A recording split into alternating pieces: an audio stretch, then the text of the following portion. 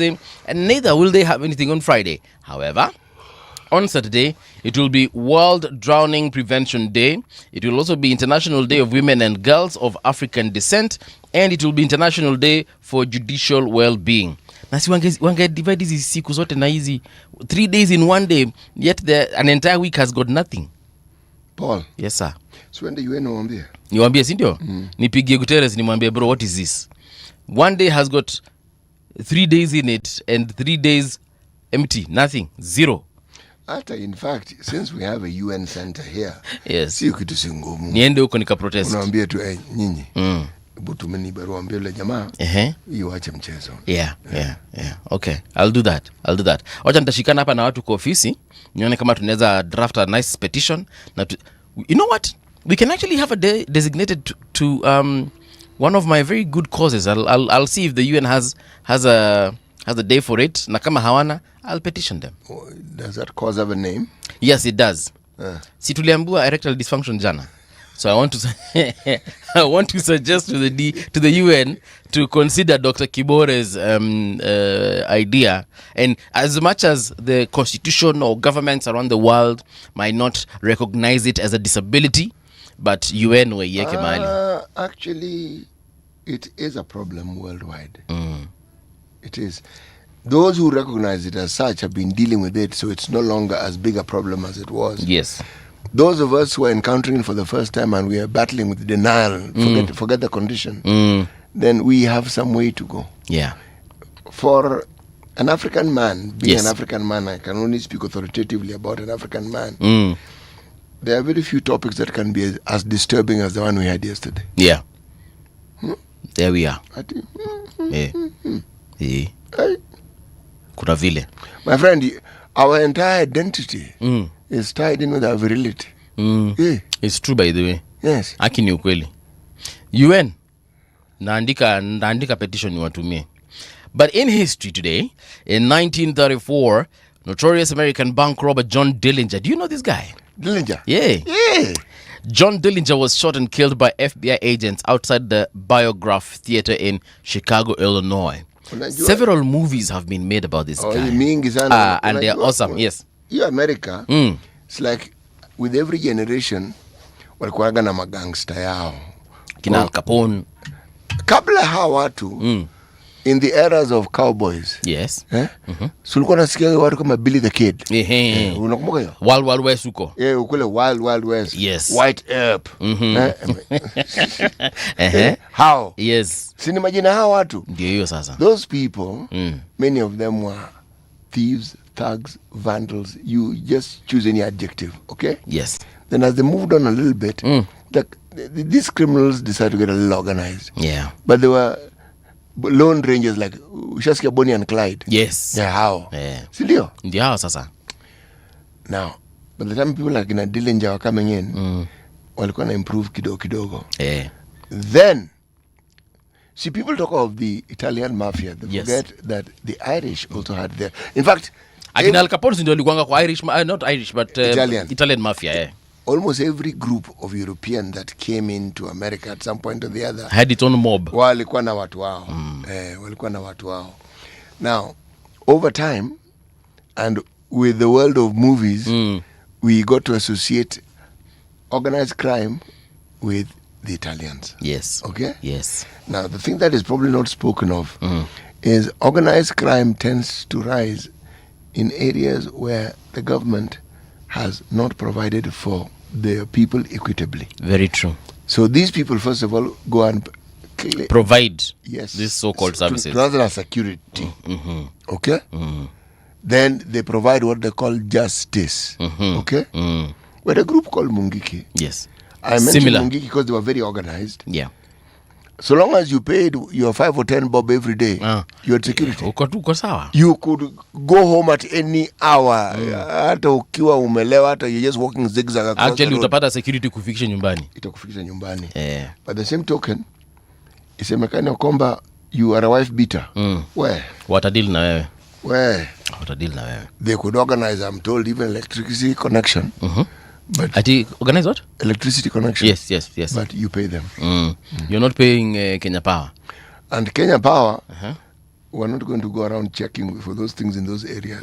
They knew better. There's a time Mungiki organized mass circumcision in my area.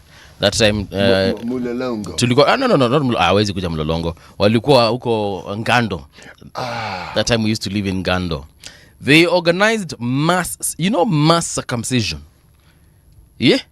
This one is new. I'd never heard of it. Kama unajua wewe hauko umekatwa, they used to walikuwa nakuambia my friend ujue by tarehe fulani.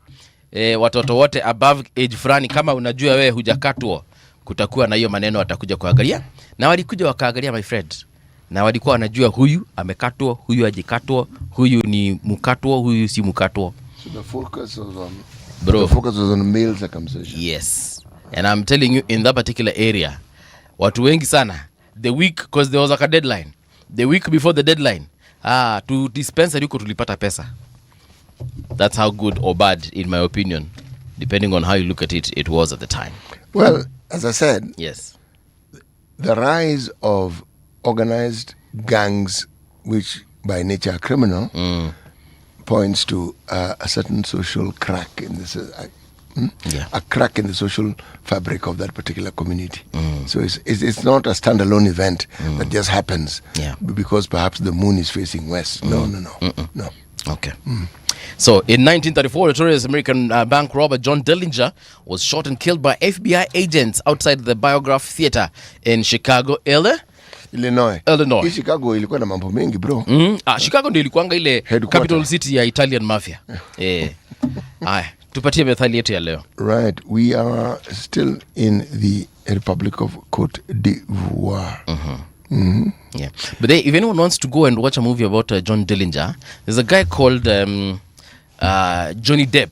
Johnny Depp has actually acted this guy's character. Yes, and I'm forgetting the name of the movie, but I'll let you know before the end of this. I know the movie. I've watched it, and he did a superb job of it. Yes. The characterization. It was amazing. Comes out nicely. Right. Methali ya Cote d'Ivoire.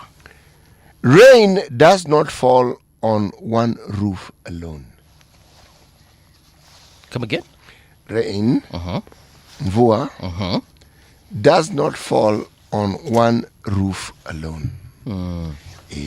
I like that one because rain doesn't discriminate. Ikianza kunyesha, haisemangi ndanyesha kwa city, but itanyesha kwa mbuvi. Out of the book of, is it Proverbs or Ecclesiastes? It says, it falls on the just and the unjust equally. Yes. So these guys in the Bible had, it's like they consulted each other.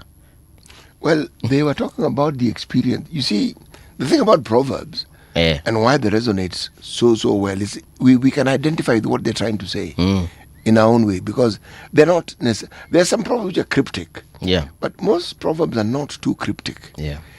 They're like a summary of a series of events that have taken place over time, and then there's an analysis of it and there's a conclusion. Yeah. So the proverb is now the conclusion.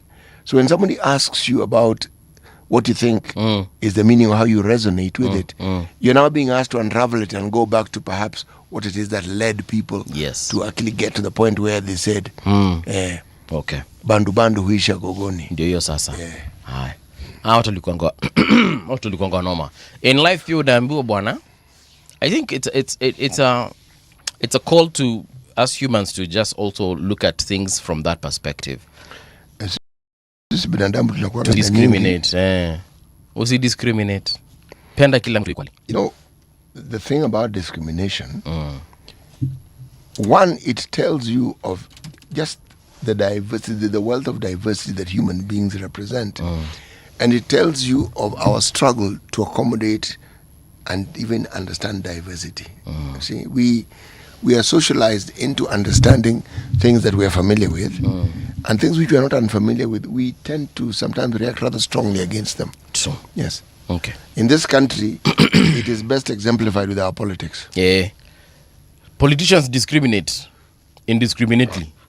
Well, politicians are a group of con men and women. Con people. Because one, the impression they give the public is never what is the truth. And they who shout loudly about the rule of law are the ones who break it. The thing that has, well, let me say, come to my attention of late.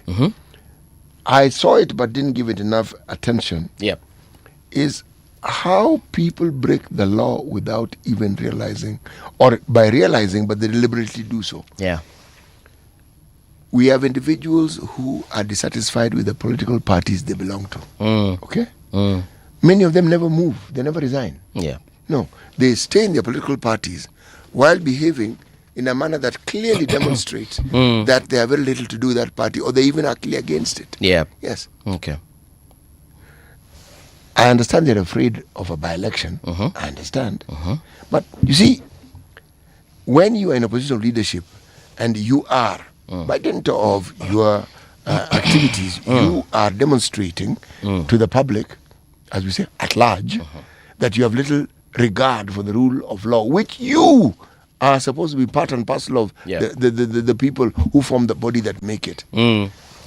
What do you think you're communicating? What do you think you're communicating? Impunity. Yes, exactly. Yes. And then you wonder why these groups called Gen Z, who are our children, see no reason why they shouldn't call you out, because that's what they're doing. They're calling you out. True. And saying, guys, what is this? Okay.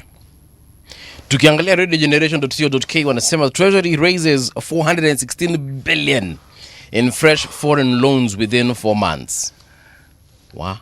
All right, this is a story by Maureen Kinyanjui. Anasema hivi, the government signed fresh borrowing deals worth 416 billion in just 4 months, using the money to finance the national budget, refinance maturing debt and fund development programs across key sectors. Again, so the government signed fresh borrowing deals worth 416 billion in just 4 months, using the money to finance the national budget, refinance maturing debt and fund development programs across key sectors. The latest figures contained in a National Treasury report presented to Parliament highlight the continued role of external financing as Kenya's public debt remains just below 13 trillion. The report shows the borrowing was made up of a sovereign bond issued in the international market and several loan agreements signed with development partners. Let me ask, is there like a circle for countries? Expand what and explain what you mean. You see, you know the way we can have like a radio generation circle where members come from the employment circles of radio generation. And then the day that Mungala Mbuvi wants to borrow money, he borrows against his savings or shares or whatever. Sindio? Then I do times 3 if I get guarantors. So you akinopenje pa mnanisainia makaratasi naenda na borrow pesa kutoka hiyo sako. So that's what I was asking. Do countries have that? Equal. So is there a place where we contribute monthly or yearly or whatever period of time there is? Equal. And then we are told now, get guarantors. Akina Rwanda sign for us. Equal. When you hear of a development bank, East African Development Bank, Africa Development Bank. So that is the equivalent of a SACCO. Yes. Okay. Mbona tunaendanga huku basi kwa akina Bretton Woods na zile zingine? We borrow from everybody. We don't just borrow from one source. We borrow from local institutions. We borrow from countries that are willing to give us nice concession loans. Yes. Those are the really soft ones. Because if today I needed money and my money is in a SACCO, I don't see why I should borrow akina CT here in the office when I can just go to my SACCO, borrow, then pay back according to... And I am sure that money, I'm not borrowing it for sherehe. I'm not borrowing it for cultural events. Bro, it's your money. It is my money. You can borrow it for what you want. But you get what I mean. I get what you I don't want to be careless with my money because I do not want to lose that money. So sherehe is carelessness. It is. Sherehe unafaa kukula na pesa ya ziada. You know that extra money where you have that didn't have no, I don't know what you mean. Specific. There's money which is... Yes, there is. Yes, you can actually have money that doesn't have work. Like? me, all my money has work. Man. Let me explain what I mean. What I mean is, like right now, I get a random gig. Someone calls me and tells me, I'm moving aje. So ukuja unifanyaka kitu then nikulipe some random 50,000. See, that is money that I hadn't planned for. So chances are, I can decide to buy that shoe that I've been seeing at the shop and I didn't really have the money to buy. Or I can upgrade my car's music system because I'm like, aka 50,000 kamekuja, let me upgrade this music system. I want to listen to some good sound in my car. You see, that's not, hiyo ni sherehe yenye si necessary. Paul, but that's why I asked you, is Sharia a waste of money? Why do you think I asked you that question? You see, I can go to the streets and feed with 50,000. Do you know how many people I can feed with 50 Gs? you know, Paul, Yes. you are making my point. Okay. You see, money always has some use you can put it to, and there's always something pending that you haven't done. So it's not, it's not as though it's lose money. There's nothing lose about it. It's just come from a source that you didn't anticipate. So it wasn't budgeted. Yes, but the needs that have been waiting for that money, those ones exist. So the reason I'm asking about this SACCO thing is because when I read of us borrowing this amount of money, they scare me. Why? No. They scare me. It shouldn't scare you. Me, I don't feel politicians, and not just politicians. Let me be specific. I don't feel the executive in a feelingi uchungu yetu. When I talk about the executive, I mean the cabinet and the president. Mi sidhani ya watu wana feelingi uchungu yetu na feelingi. No, I don't think so. No, they don't. Because at the end of the day, hii 416 billion city mimi na ndio tunalipa kuliko hata hawa si wenye tunaongelelea. Well, if they're politicians and they have a salary, there's a time they actually are tempted to legislate. They're not, for them to be exempt from tax. You know, the madness that goes on in that place, it's so ludicrous. Yeah. When you first hear it, you think someone is making it up. Yes. True story. But that's how they think. But that's what happens when people think they're above the law. Yes. That is the outcome. Yeah. LSK escalates judiciary row with indefinite boycott of 13 judicial officers. This is also in the paper. We shall be reading it shortly. But let me just PTA it. The Law Society of Kenya, LSK, has widened its protest against the judiciary by directing advocates to stop appearing before 12 judges and one magistrate from Thursday, that is tomorrow, saying the judicial officers obtained court orders that blocked disciplinary action or investigations against them. The boycott will remain in force until the orders are lifted, setting the stage for a fresh confrontation between lawyers and the judiciary. The targeted action will begin a day after the society's planned nationwide one-day court boycott on Wednesday. In a notice signed by LSK President Charles Kanjama, advocates were instructed not to appear before the listed judicial officers because they had secured orders suspending proceedings by the Judicial Service Commission. Now, the Ethics and Anti-Corruption Commission, EACC, or the Directorate of Criminal Investigations. Okay, I don't know whether to applaud Charles Kanjama or to just say, okay. Me, I will say, okay. I want to see. I will. I want to see how it works. Yes. So some of these judicial officers... Start by asking, why have they orchestrated the boycott? Because these guys obtained court orders, according to Charles, that blocked disciplinary action or investigations against them. So, City has blocked, has obtained court orders that has blocked disciplinary action against him, or at the very least, investigations against him. So you have been accused of... Against him, Charles Kanyama, or against LSK? Against the judge. So you are a judge, and then you go to court because you're being investigated, you obtain orders blocking that investigation. Or you have been disciplined, but you go and obtain court orders blocking that disciplinary action. So akasema hawa juu wanakataa. It's called self-preservation. Yeah. In the most foolish way possible. Because yes, proceed. It is. Because you want to ask yourself this very simple question. This village mentality where you think because you are in a position of power, you forget that power is actually given to you. And what is given to you can be taken away from you. Okay? Now, if you're being investigated, I thought the thing to do in such matters is you recuse yourself or you take a step where you remove yourself from the spotlight and allow the process to take place. Yes. But, or you go to court and prove yourself innocent. Yes. Like every other Kenyan. Yes. But when you block something, you give a ruling, if I understand you to correctly, you give a ruling that actually preserves you, or gives you a little cover about something that is being done, not against you, but about you. And you know, it's very easy for judges to just, and I'm saying this because I don't know, but so is it that these judges have made pronouncements of that nature, or come to those decisions about other judges, as in protecting other judges, or is it about they themselves? So they, of course, when they obtain the orders, they have got to go to another judge. You can't obtain orders against yourself from yourself. So what you do, you just apply like every other Kenyan to another judge, and you say, oh yeah, kuna huyu jamaa hapa ananisumbua, anasema ati mimi ni corrupt bwana. Is it the first time that our courts have actually blocked actions against civilians who are not necessarily court officials? I mean, it happens all the time. Precisely. So we see MPs. So what makes this one unique?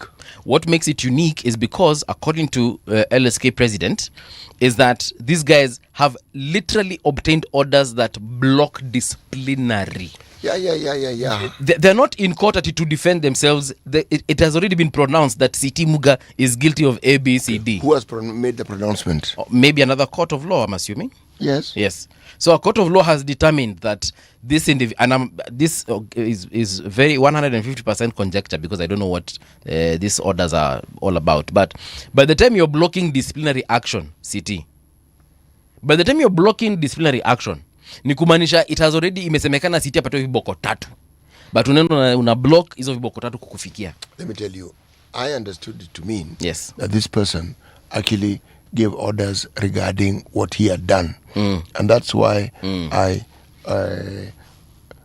gave it the label that I did. Okay, and if that is the case, the labels stay. But if it isn't, then I have to ask, what exactly have they done which is wrong? These judges? Yes. Okay. What is this thing? What does the article say? So it says the Law Society of Kenya has widened its protest against the judiciary for directing advocates to stop appearing before 12 judges, and 1 magistrate from tomorrow, saying the judicial officers obtained court orders. Okay, this is where you need to underline and put in bold and italics. The judicial officers obtained court orders that blocked disciplinary action or investigations against them. City, if you are innocent, as you claim to be, why would you block investigations? If anything, you allow investigations so that everything can be laid out clearly. No, the logic applies. Even if I think I'm innocent, I will block it, because if I don't, it'll besmirch my name. However, by the time LSK is doing this, this is not a process that happened over when City went to court to block, and then so now let's boycott City's court. No.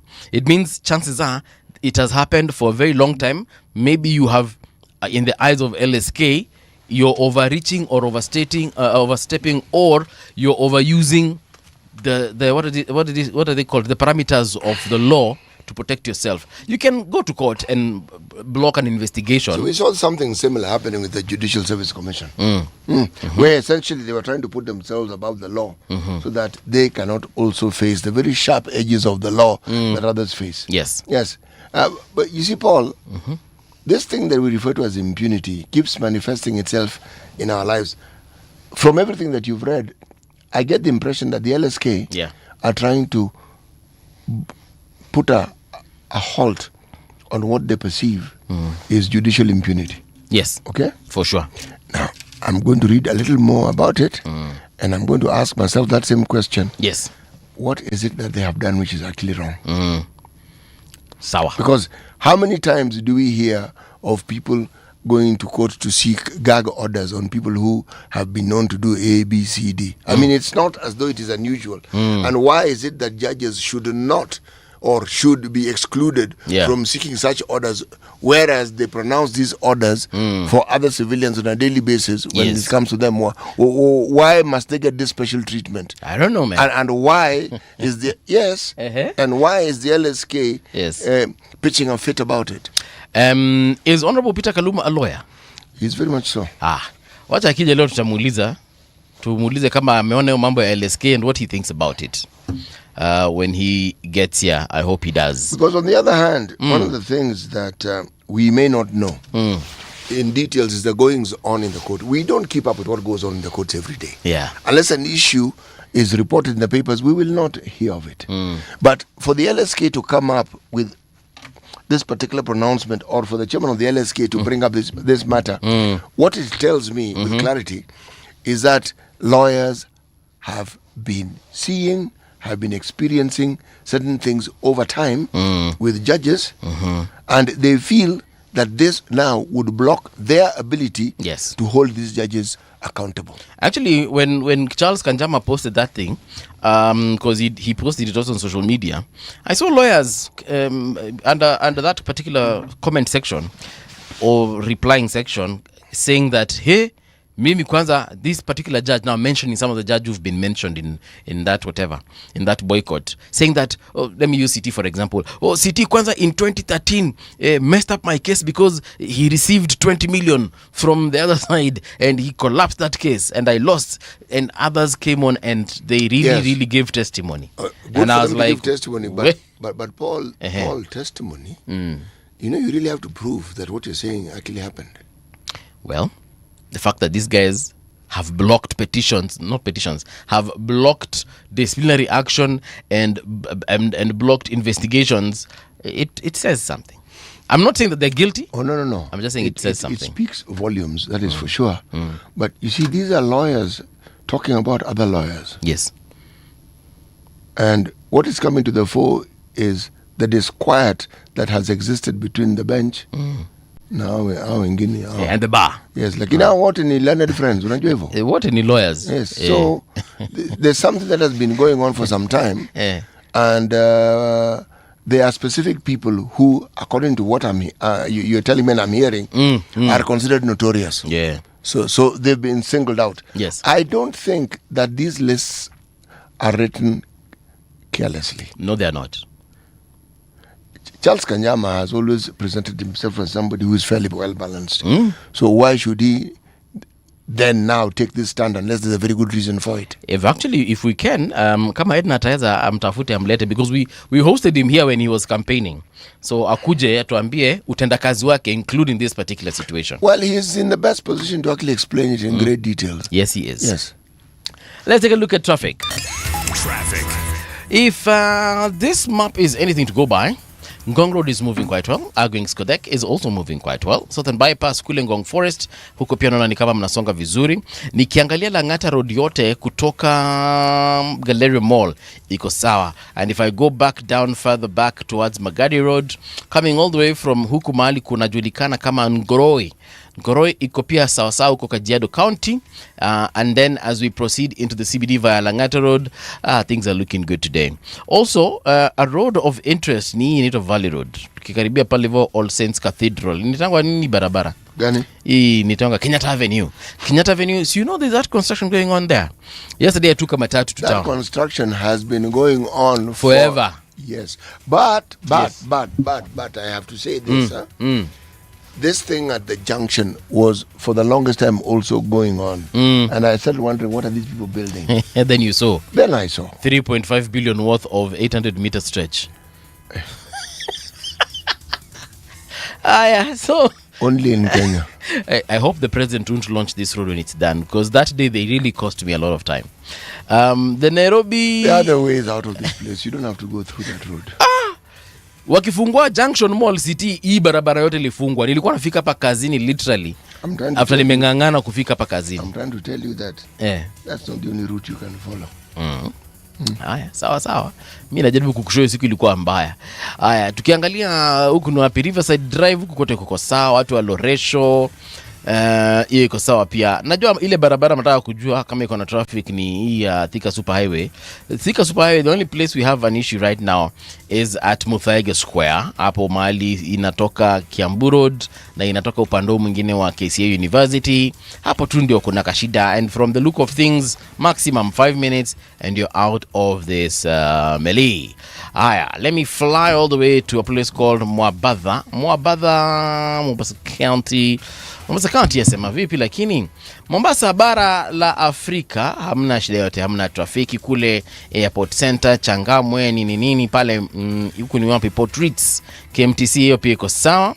Alafu tukiegemea upande mwingine wa Bombolulu, hizo barabara za huko pia ziko sawa. Lakini sasa pale Mombasa Island yenyewe pia barabara ziko swafi. Naongelea pale Nyali Bridge iko sawa, Ronald Ngala iko sawa, pale Moi Avenue kote kuko sawa, hata Mwembe Tayari. Lakini mkiona kitu barabarani ambacho tunafaa kujua, basi tupate katika mtandao wetu. Barabara zote zinaelekea pale Radio Gen KE across all our socials. Traffic on Radio Generation. All right.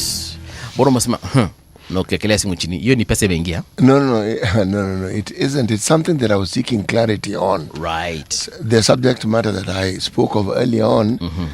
And I was looking at the Political Parties Act and what it says on the subject matter. So let me just read it to you. Okay. So that you understand where the came with, iko namna hii.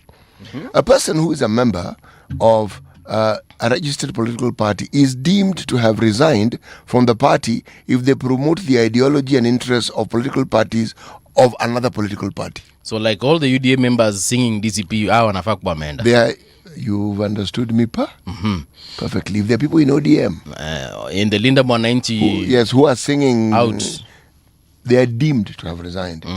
The same section also treats forming another party, joining another party, or advocating for the formation of another party ndio hiyo sasa as automatic resignations from your current party. So akina Caleb, Amisi na Renaissance wako out pia. Okay. So what are we saying? We are saying that hawaendi mahali. We are saying that the impunity that we see is being normalized before our eyes. Okay?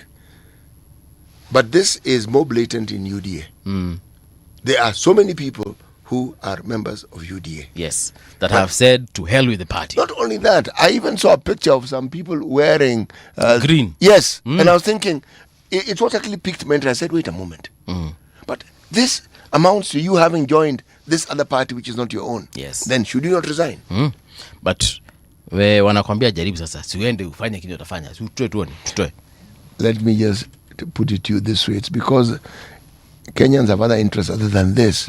My interest was to understand whether an illegality is actually being carried out in broad daylight. And you have confirmed it is. That's all I wanted to do. My understanding is now clear on that particular subject. All right. Yes. Standard newspaper front page boycott. Julius Caesar divorced his wife Pompeia, not because her adultery had been proved, but because even the slightest suspicion was intolerable. Caesar's wife must be above suspicion has since become the benchmark for those entrusted with public office. Judges are no exception. The authority rests not only on the law, but also on the confidence the public places in their integrity.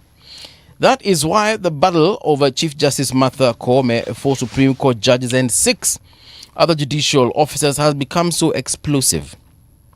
Accused by lawyers of using court orders to shield themselves from scrutiny, the judges have chosen to fight for their positions in court.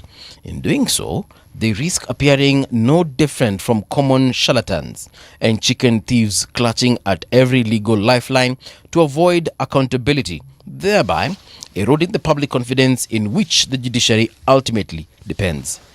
Hii ni nani aliandika hii story? Because hapa mali amefika mpaka kwa chicken thieves, Alikuanga tu sawa kafika hapo kwa chicken thieves.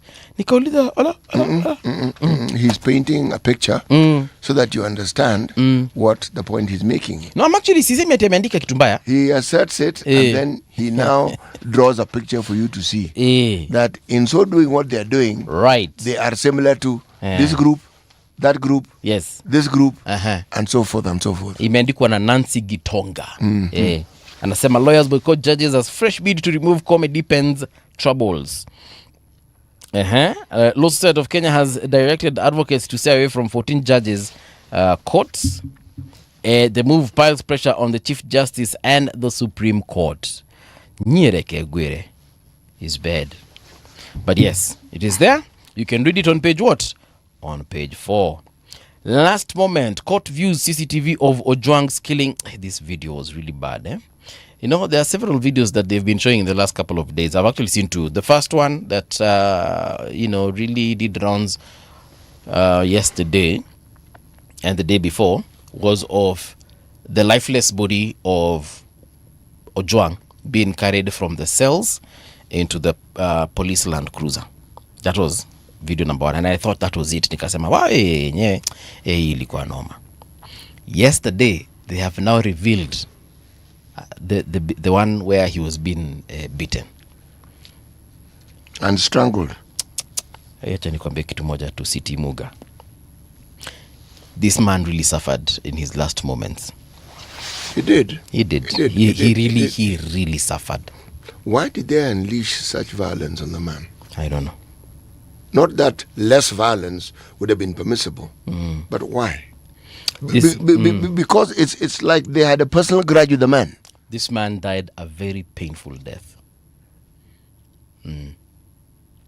Yeah, so they're saying last moment, court views CCTV of Ojwang's killing. Albert Ojwang walked into Nairobi Central Police Station alive, but hours later left it lifeless. Now, chilling CCTV footage presented in court reconstructs his final hours, minute by minute. Yeah, and I really feel bad for the family. The OCS has been under scrutiny. The point I made yesterday, I'm going to make it again today. Yes. Ojwang was in Homa Bay. What is it that they were bringing him into Nairobi for? I don't know. Okay. Yeah. Homa Bay, ukitoka Homa Bay, bro. Kufika Nairobi ni mbali? Bro, I'm just thinking of the routes you could follow. It's still far. It does not really matter. And you pass, to get to Nairobi, you pass 3 counties. 4. Homa Bay County, pass Kisumu County, Kericho County, Nakuru County, Kiambu County, ndio ufike Nairobi. I think you've mentioned 5 counties there. Yes. Ukifuata ile ingine, which is, that one is better if you're going to Kisii and Migori. So you'd be going in a circuitous way. But even then, you'd go, just kidogo unapitia Migori, then you get to Kisii County, then you get to Narok County, and then you get to Kiambu, yes, Kiambu, and then Nairobi.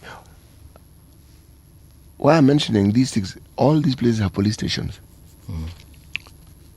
All. Along the way. Yep. So this thing, and that's why I asked the question, Herbert Ojwang, the man was not labeled as a terrorist. He wasn't labeled as some criminal who was notorious for robbing banks. This guy was a teacher. Yes. He's not a threat to anyone.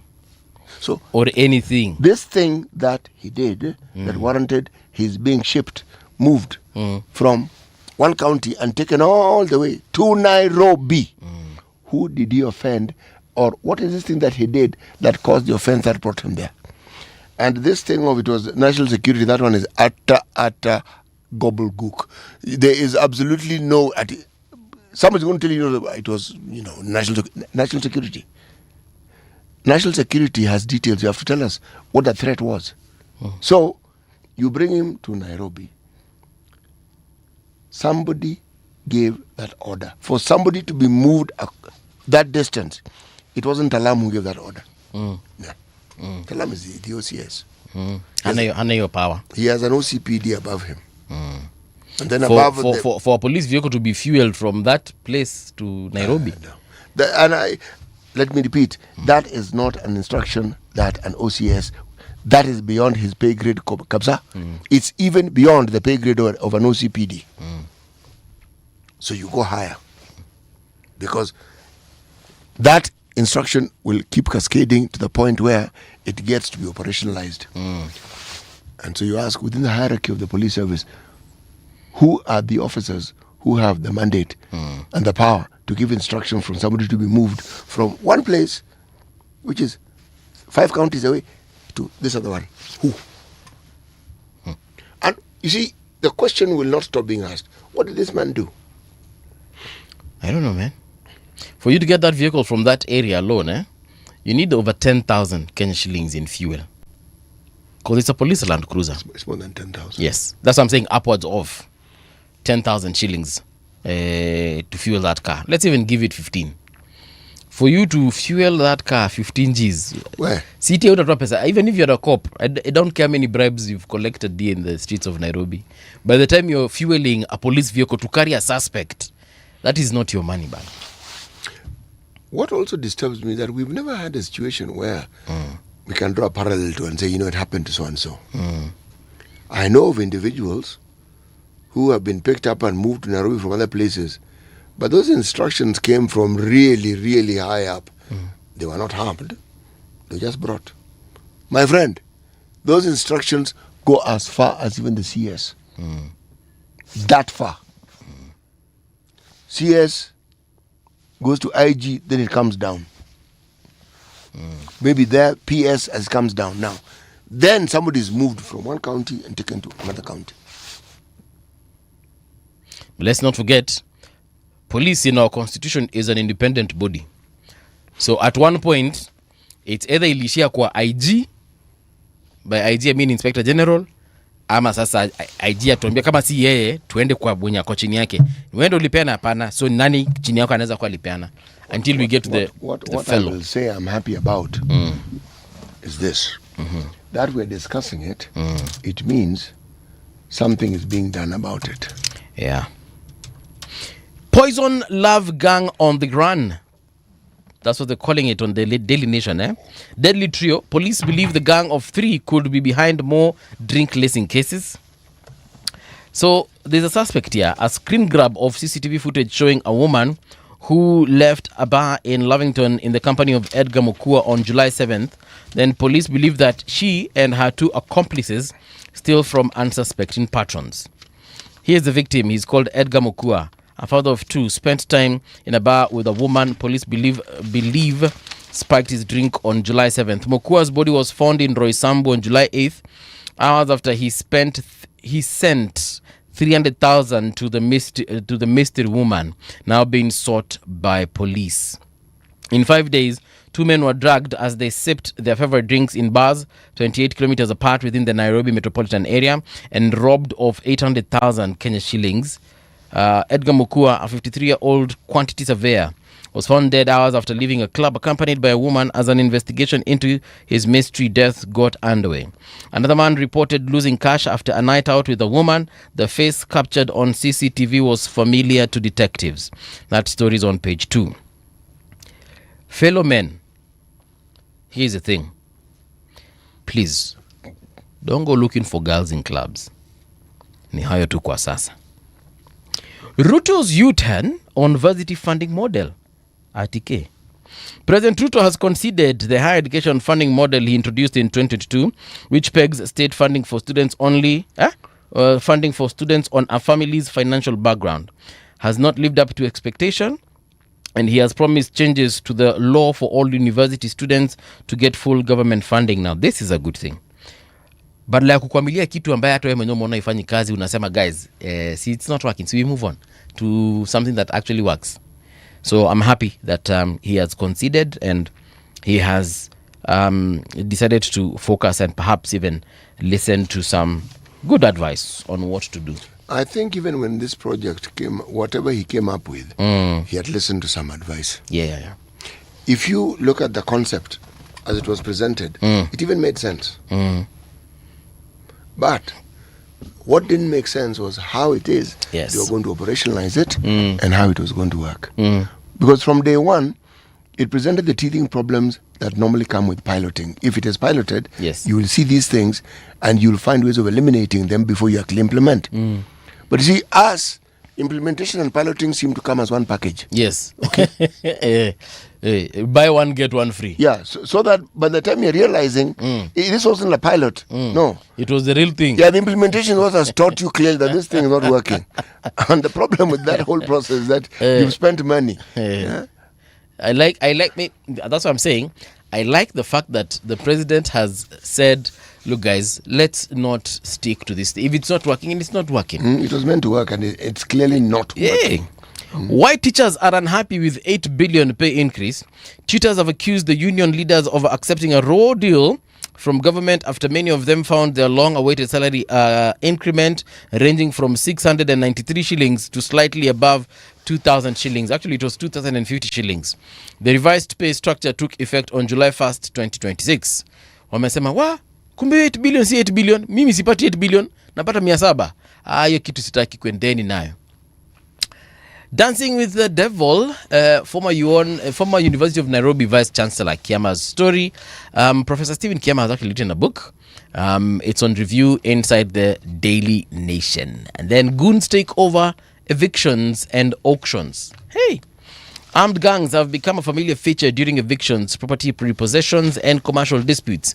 Landlords deploy goons to throw out tenants. Traders turn to militia to settle scores with rivals, while auctioneers hire violent gangs to seize property. So it's become a gang nation. No, it hasn't become. It has always been. Yes, whenever an order is given by the court, a seizure order where they are now required, they are allowed to come and take property to offset whatever debt they have, or to push you into offsetting the debt. They normally come with some fairly well-built individuals. Yes. And a lorry load of them. And they come into your premise. Wanakwambia buda songa. No, they actually don't talk to you. There's one person who will talk to you who is either the auctioneer, him or herself, or the project manager of the auctioneers. Yes, or the operation manager. Yes, but when they're given orders, they are not unruly. Yeah. If you come across unruly ones, then it means that auctioneer has given them instructions to be unruly, and there's a reason why. Then again, there's some individuals, and it's not just, this has nothing to do with just auctioneers. There are people whose whole idea of carrying out their duties is to inject drama and violence into it, even when it is not necessary. I know. Okay. All right. Over to you, Siri, on the, is that the Business Daily? Yeah, the Business Daily. There's a story here on life. The rules we broke to succeed, high-flying young women on carving their own path. Okay? I was looking at this article, and this carving their own path bit is the one I didn't understand. Because they worked and got promoted and found themselves in serious positions of authority. And some of them were breaking new grounds because those positions had never been held by women before. Yeah. Okay? So if that is what they mean by carving their own path, I'd say yes, but that is they're actually chartering new waters. Okay? It hasn't been done before, it hasn't been seen before, but it's not carving their own path. Because carving your own path means you move away from the norm, okay? And you start something that hasn't been done before. Yes. The leadership bit has been done before. The innovation bit has been done before. But to rise to a certain point, if you're a woman, that's the unique thing. That hasn't been seen before. Okay. All right. Back in the middle of this particular paper, Citibank seeks to block DCI probe of Kenya CEO. There's a story here of a gentleman who is the Kenyan CEO of Citibank. And the issue has to do with the loan that was given by a Murang'a-based tea factory managed by the Kenya Tea Development Authority. And at the center of this discussion is 261 million that was given as a loan. 200 and what? 61 million. It's a commercial loan. Banks give commercial loans. Okay. All right. But the investigation is to whether this particular loan met the master, or if, and, plus, etc., etc., etc. Yes. Okay. And everything in between. And I know you're going to say another short stories. Yeah, of course. This one, yes. Hey. So,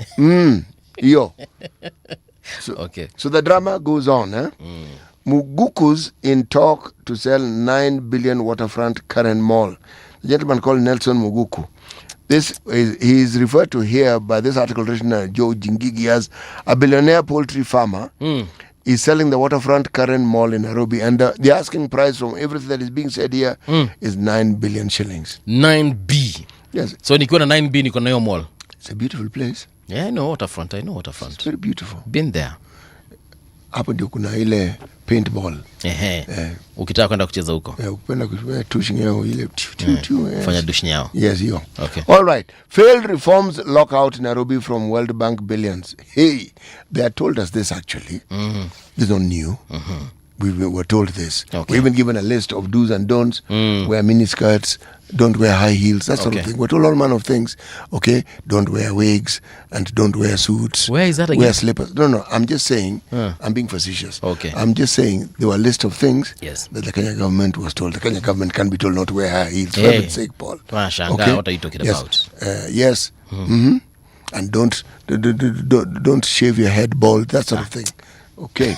Diaspora remittances in biggest fall since global financial crisis. Okay.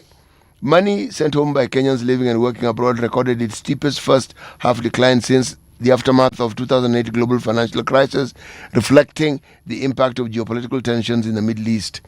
Okay? So, straightforward. Yes.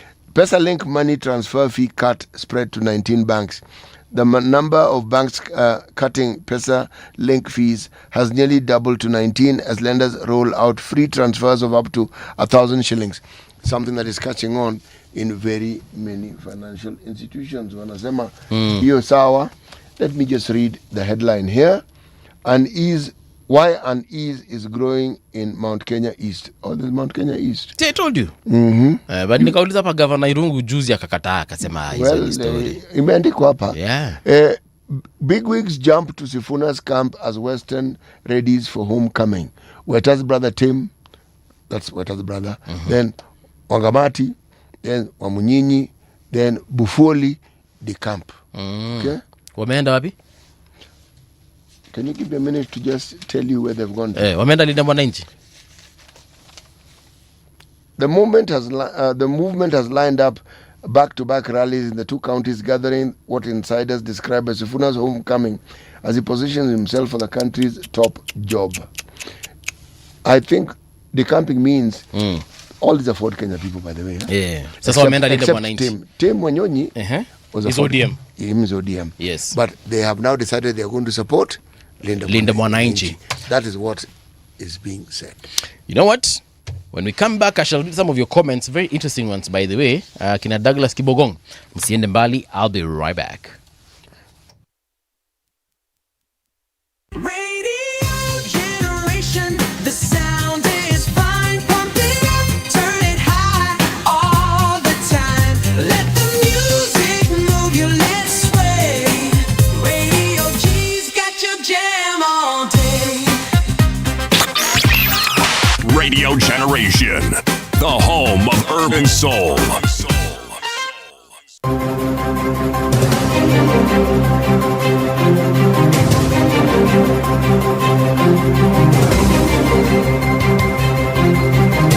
This is the Radio Generation News.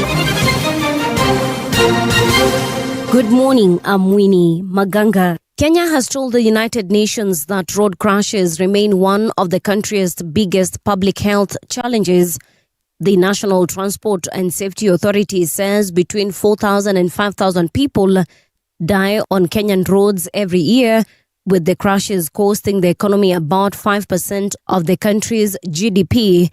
Speaking at UN Road Safety meeting in New York, NTSA Director General Nashon Kondiwa said Kenya is stepping up efforts to reduce road deaths, but the number of fatalities remain too high. The Coast Regional Police Commander has warned politicians against sponsoring or hiring goons. Ali Nuno says any politician found using criminal gangs will lose their government-provided security.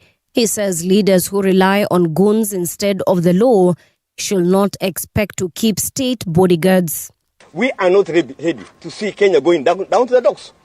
Therefore, we will deal with any politician who is likely to hire goons. We are going to withdraw his security na hatutacheka na hawa. Kama ameona akae na wauni, kama security ajipange, basi aturudishie wale security yetu. Sisi pia tunahitaji our numbers, tunahitaji hawa officers kwa kazi. Akae na hiyo magunzi yake akitaka, lakini security tunachukua. So they have hard decisions to make. Either wakae na hiyo security na wawachane mambo ya hooligans. Kama sio hivyo, wakae na hawa, tupambane na hawa, tukutane kwa kiwanja. President William Ruto has raised concern over the growing use of violent youth groups, saying they pose a threat to Kenya's peace and security. Speaking at State House, The president said some politicians are using the groups to cause chaos at political rallies, warning that the trend could slow the country's development. He called for action to end what he described as the growing culture of political violence. We must secure our country. I have been following the debate. We had the demonstrations, democratic, constitutional, legal. But we also have criminals and thugs and characters who destroy people's property, steal from people, burn down buildings. And we are unable to make a decision. You find people who've come to town, they've destroyed, burned down shops. Nairobi Senator Edwin Sifuna is seeking answers over the stalled Bachelor of Arts in Hospitality program at the University of Nairobi. Speaking in the Senate, Sifuna asked the Education Committee to investigate why the course has remained suspended since 2024 after the university's partnership with Kenya Utalii College ended. He also wants clear timelines on when affected students will resume their studies or how the issue will be resolved. I rise pursuant to Standing Order 53-1 to seek a statement from the Standing Committee on Education on a matter of nationwide concern, namely the stalled Bachelor of Arts in Hospitality course at the University of Nairobi. Mr. Speaker, this course was previously offered by the university in collaboration with the Kenya Utalii College, but has remained in limbo since 2024 following the expiry of the collaboration agreement between the University of Nairobi and the Kenya Utalii College. However, students enrolled in the program who have remained at home for over 2 years are yet to receive any explanation or a remedy to their predicament. Many have now exceeded the anticipated graduation dates by at least 3 years.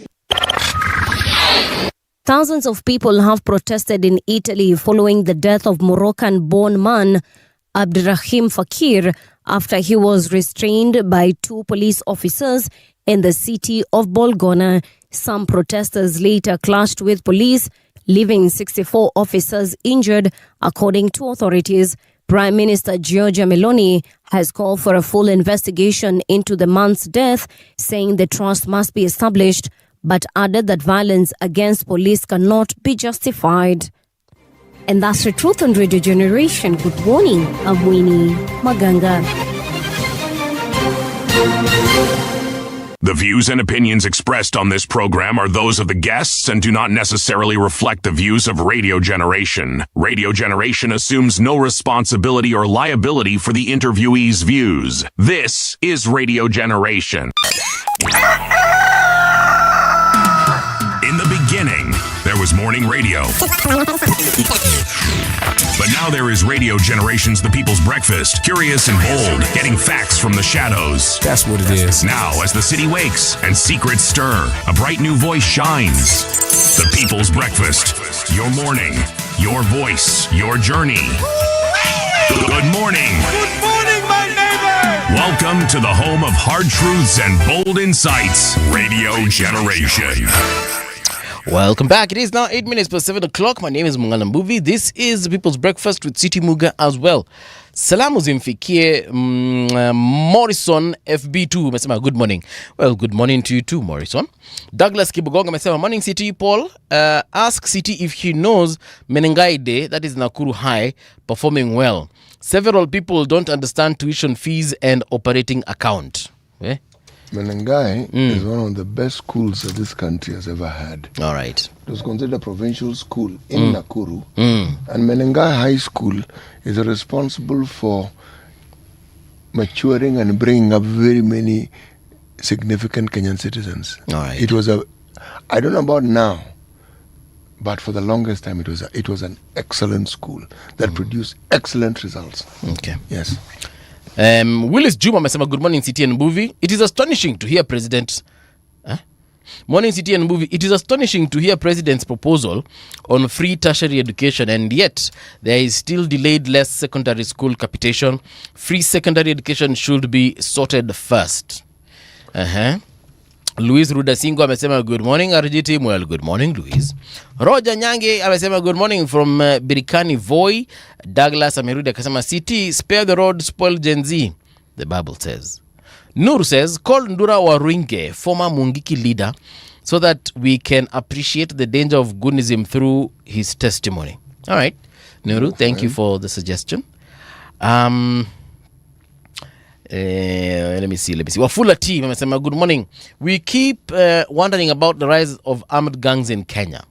We remember the meetings. Who remembers the meetings between Ruto and Sudanese militia leader Hemti in State House? The media should stop being lazy. Okay. Well, if we, and I'm glad we should actually take that conversation and give it perhaps a little more context. Al-Bashir had been indicted by the ICC. Okay. And I want you to guess which country he came to visit during one of our national days. He came to Kenya. Okay. The leader of Sahawari, Yeah. are people who have been seeking their own independence and autonomy. Yes, exactly. We have bilateral relationships with Morocco. Yes. Very good ones. Yep. They have an embassy here. Guess who came for one of our national days again? Their president. So we have this tendency. We are an interesting country. We are in absolutely. I personally like the way we go about our business. To be honest with you, because yes, for the longest time, this was the place where all warring factions within East and Central Africa would come to. The first formation of a parliament of sorts for Somalia was done here.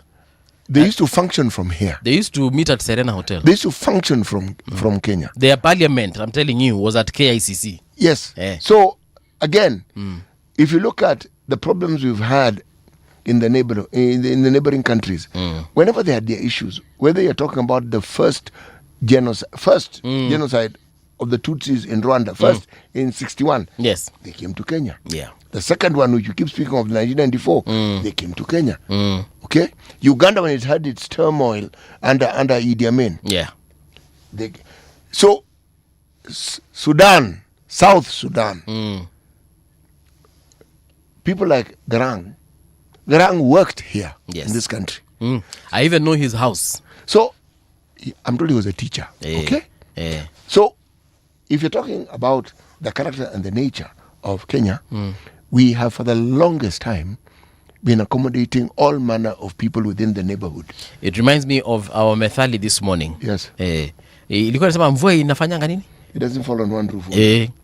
Kenya sisi ni kama mvua. We fall on everyone. And then to cap it off, yes, we have refugee camps. Yes. 2 huge ones. Meaning this open door policy for citizens must be contextualized. We allowed, do you know the number of communities who are represented in our refugee camps? It's not East and Central Africa. No. East, Central, West, South Africa. We rep anybody who has had a problem and who has wanted to move away from their country. Yeah. People actually don't even know that we have asylum seekers from Europe here. Yes. So when we speak about what we see and the odd things that we see in this country, it's important for us to contextualize it. Very true. Yes. So kuna huyu jamaa amesema, this is now Leon Kenya. Leon Kenya amesema, good morning movie, please may you bring the conversation about the recalling or our MP. Which MPs will bring this bill which give us the people a path to remove them? Yeah, only performing MPs can bring that kind of bill to the fore. Lakini wale wengine, forget. Na hata wakisha leta, it has to go through that parliamentary voting and debating and so on and so forth. Hiyo haitaienda mahali. Not in this parliament anyway. Maybe another parliament. It's possible though, Leon Kenya. It's very possible. If you are a person who believes in miracles, it is very possible. Stanley Ngeno ametupatia thumbs up. Nelson Kimathi amesema 88.8 FM is off. Amani my car. Nelson Kimathi. I hope no one else is experiencing this, but I am sure they have seen your comment. That is our technical team, and they'll definitely sort it out. Huntington DR amesema, why were South African returnees asking the government to pay them? Our taxes being looted aimlessly. I saw those people returning from South Africa. They held some demonstrations yesterday. Our Kenyans. Yes. Oh, that's nice. Yeah. Wakasema they want their children given Kenyan birth certificates. I was like, okay, tiki tunaweza fanya. Then they said they wanted money to get back to business, and I was like, okay, that's something that we can discuss. But mali walinishtua ni mali walisema Kenya should talk to the South African government, because all of them, as they were leaving South Africa, they were given a 5-year ban, whether you had papers or not. So wewe ulikuanga, your papers were okay, you had residency maybe up until 2032, but now that one was revoked. Now wakapatiwa some kind of ban, and they wanted that reversed, and I was like, kuna kitu kama hiyo. So thank you so much. Then Huntington amesema Edna, help me understand that. Well, Edna atakusaidia understand. Kipkorir Ngulat amesema, good morning my neighbors. Danson Kenyo, good morning as well. And the host of all of you who have texted, thank you so much. That is where I will stop for now. Then we shall definitely continue as the day goes by, or rather as the show goes by. Right now though, at 60 minutes per 7 o'clock, we want to talk about the implication of Middle East wars on global supply chains. And with us in studio is the Honorable Kakai Bissau. This is the MP for Kiminini. He's also the President for Peace and Security at ICGLR. Mheshimiwa, good morning and welcome to Radio Generation. Good morning. Uko salama? Asante sana, niko salama, sijui nyinyi. Sisi tuko fiti, tunashukuru sana umeweza kufika. Asante. Siku ya leo. Na tunakukaribisha. Asanteni sana. Ndio mara ya kwanza umefika huku? Mara ya kwanza kufika hapa Generation. Yes. Karibu sana. Asante sana. Now tunakuanga na tradition mheshimiwa, tunakuanga na methali. Naam. Na Siti atakusomea methali hiyo, alafu wewe you will tell us what you think that methali means. Give us your interpretation basically. Okay. Yes. Our proverbs for the whole of this week come from the country, the Republic of Cote d'Ivoire. Rain does not fall on one roof alone. Okay. Rain does not fall on one roof alone. Yes. It means rain is global. Yes, it is. There are many roofs globally. From a human perspective, it's like you can find anything anywhere. If opportunities, one door closes here, just move on. Maybe the best train is yet to fall on you, and it will fall on you probably at the right destination. So don't be pulled down that because believing that rain can only be in one place. Just like you're in country A, no opportunity, or you're in county A, no opportunity, move to county B or county C. Yes. There might be your rain waiting to rain on you there, and that's probably your luck or your opportunity. That's my interpretation. So grass could be greener on the other side. On the other side, precisely. Okay. All right, I like that. I have to ask Mheshimiwa, did you study literature in school? I studied literature, but not at a very, very advanced level. It was mainly in high school. What was your relationship with literature in high school? My relationship with literature was, of course, to pass an exam. English literature. Yeah. Hey. But where it was exciting is when you get my teacher, then Mr. Smil. Yes. Was a very interesting guy with a lot of stories, especially when he threw in someone like Chinua Achebe. Yes. Things fall apart. Yes. Very exciting. Let me explain why I asked the question. It's right. because of the way you have given meat to this particular proverb. Yeah. You have begun with the fundamental concept, and then you have given it a universality of interpretation that actually is spot on. Yes. It is actually quite interesting. So thank you. That's why I asked. And another thing, CT, Yes. is also growing in the rural. Yes. And roving around grandma, grandpa. So, those the natural literature, are capturing, where you're operating, around the old folks. It really helped. And the uncles as well, and the aunties in the village. Actually, our traditions are steeped in oral literature. They are. Yes, They are. the things they tell you. But what is often not spoken of is the culture, that you then imbue. You're immersed into it without realizing you're being immersed into it. It's when you leave your home and go to school and then probably go to university or go to institution of higher learning that you realize just how much that particular inculcation has actually influenced your life. True. Yes. True. Muhesh, you are the president for peace and security at the International Conference of Great Lakes Region, right? Yes. Maybe just before we get into the whole conversation of the Middle East and how it's affecting our global supply chains, tell us your role as the president of peace and security there. Okay. President for Peace and Security is a parliamentarian entity composed of 12 countries. And the focus is mainly on peace and security. Okay. It's a position that you're voted for. I was voted in by 12 countries. Wow. And I think this is also based on my previous engagement at the United Nations. I think when we presented ourselves, I think they thought I was best suited for this position. Okay. The current crisis we are looking at is mainly in the eastern part of Congo. And basically is the thought that why the parliamentarians came up with this is the thought that, look, if your neighbor's house is on fire, you will not even have sleep. Very true. So as neighbors, we thought it's prudent for us to ensure that within ourselves, you know, we call it parliamentary diplomacy. As parliamentarians, what can we do to ensure that within our region there is peace? Because minus peace, I mean, very, very little can be done. Okay. So basically, that's the role of the ICJLR. Yeah. We have our secretariat sitting in Zambia, and another sub office again in Kinshasa. Okay. But the Secretary General operates from Zambia. Yes. So as the president, you are saying that your office is in, did you say Zambia? No, that is our Secretary General. Secretary General. Okay. Yes. In fact, it had been held by Dr. Onyango, who's Ugandan, but he's just passed it over to a Zambian. Okay. Yes. All right. So that's our office. I mean, our secretariat that really coordinates us. Nice. Yes. Now, Kenyans for the first time understood that wars across oceans can affect them just the other day. But apart from that time when we had the Ukraine conflict, which is still ongoing, by the way, prices of certain products started going up, and people were like, how is that so? So that was our first encounter with global crisis affecting us locally. Then now happened with the situation in Hormuz, where we are now seeing fuel prices at levels that perhaps this generation had never seen.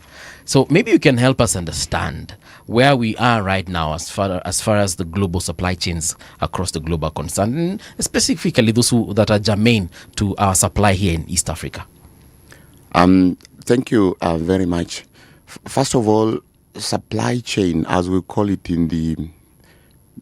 because that is my background. Yes. I'm also a member of the KISM, Kenya Institute of Supply Management.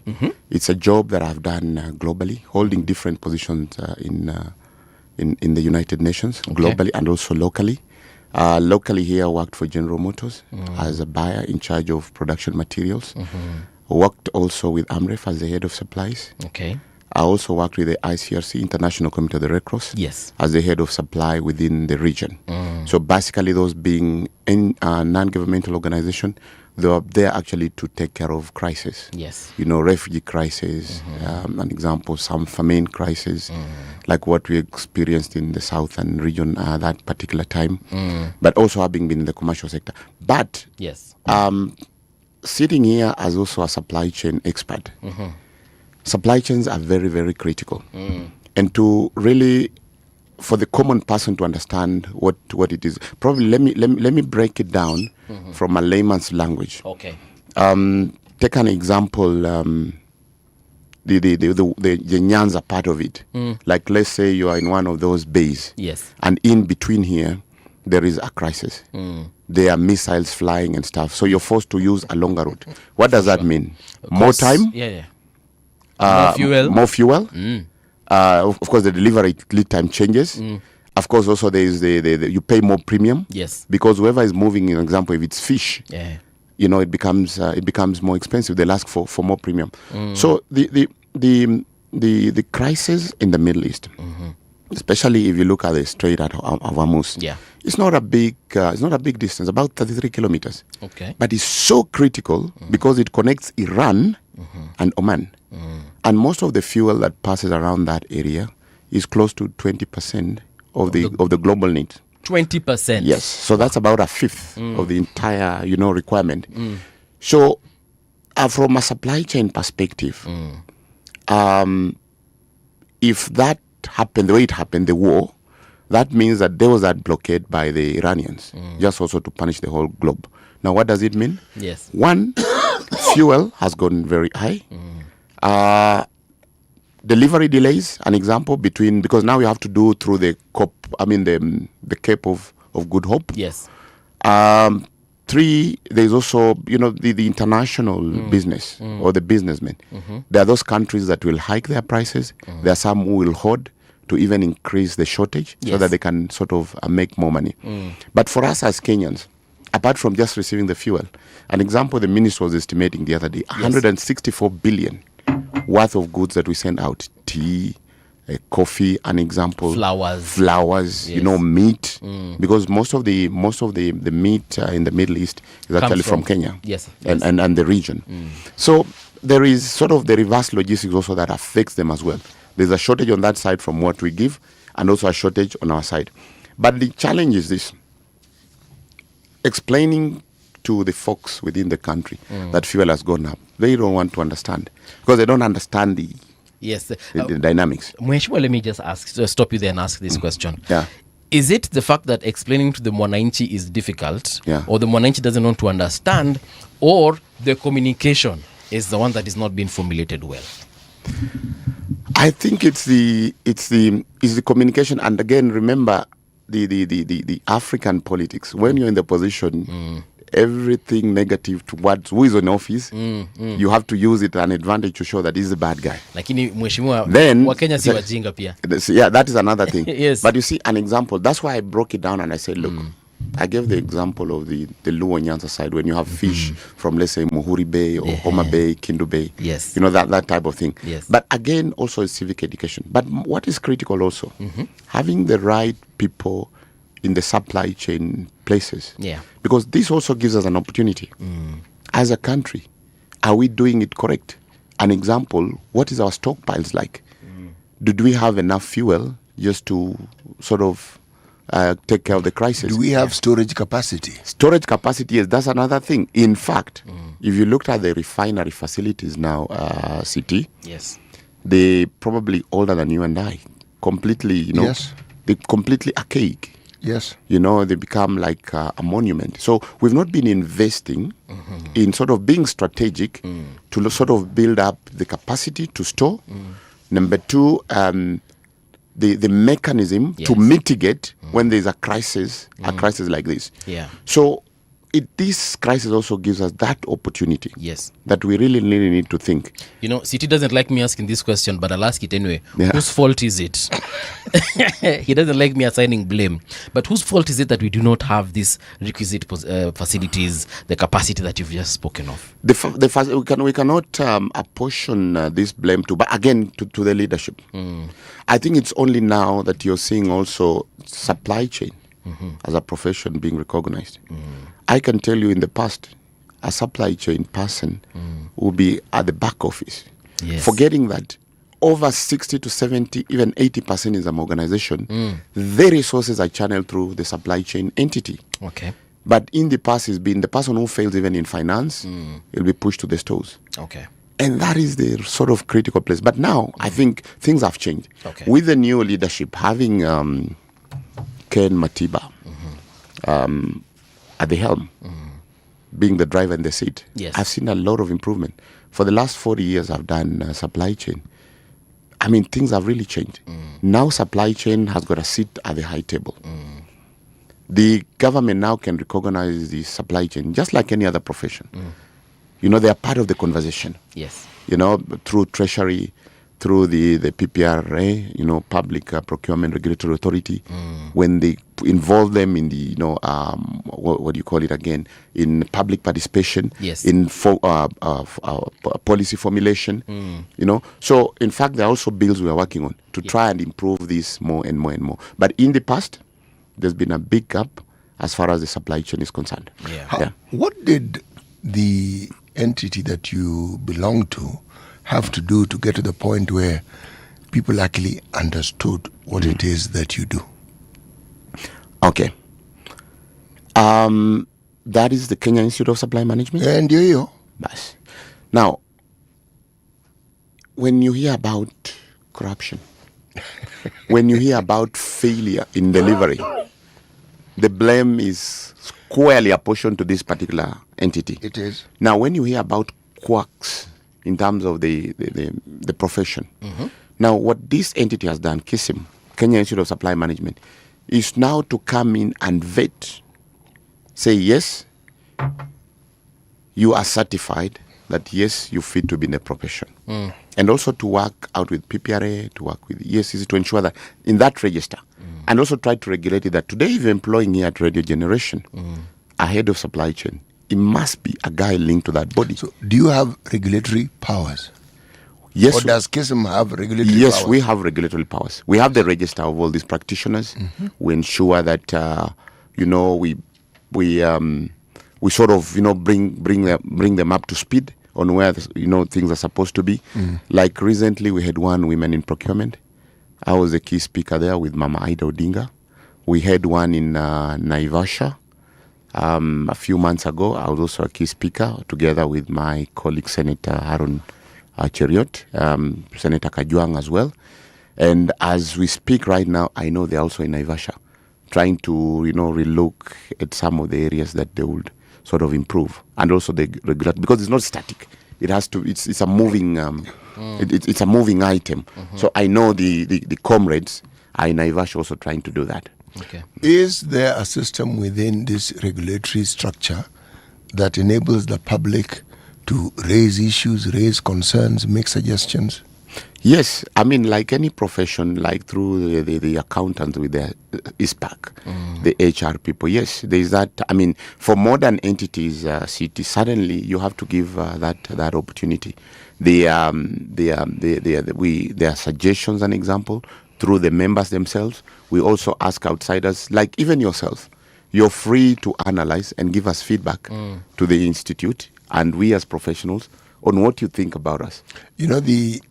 Why I asked the question, apart from being just for purposes of clarity, I remember a time when the government of Kenya, at the time of that particular president, people who are in the line of discipline that you studied were suspended.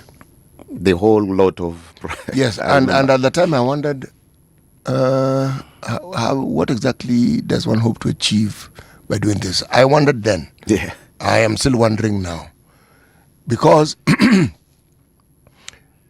people who are in your line of work don't procure for your own sake.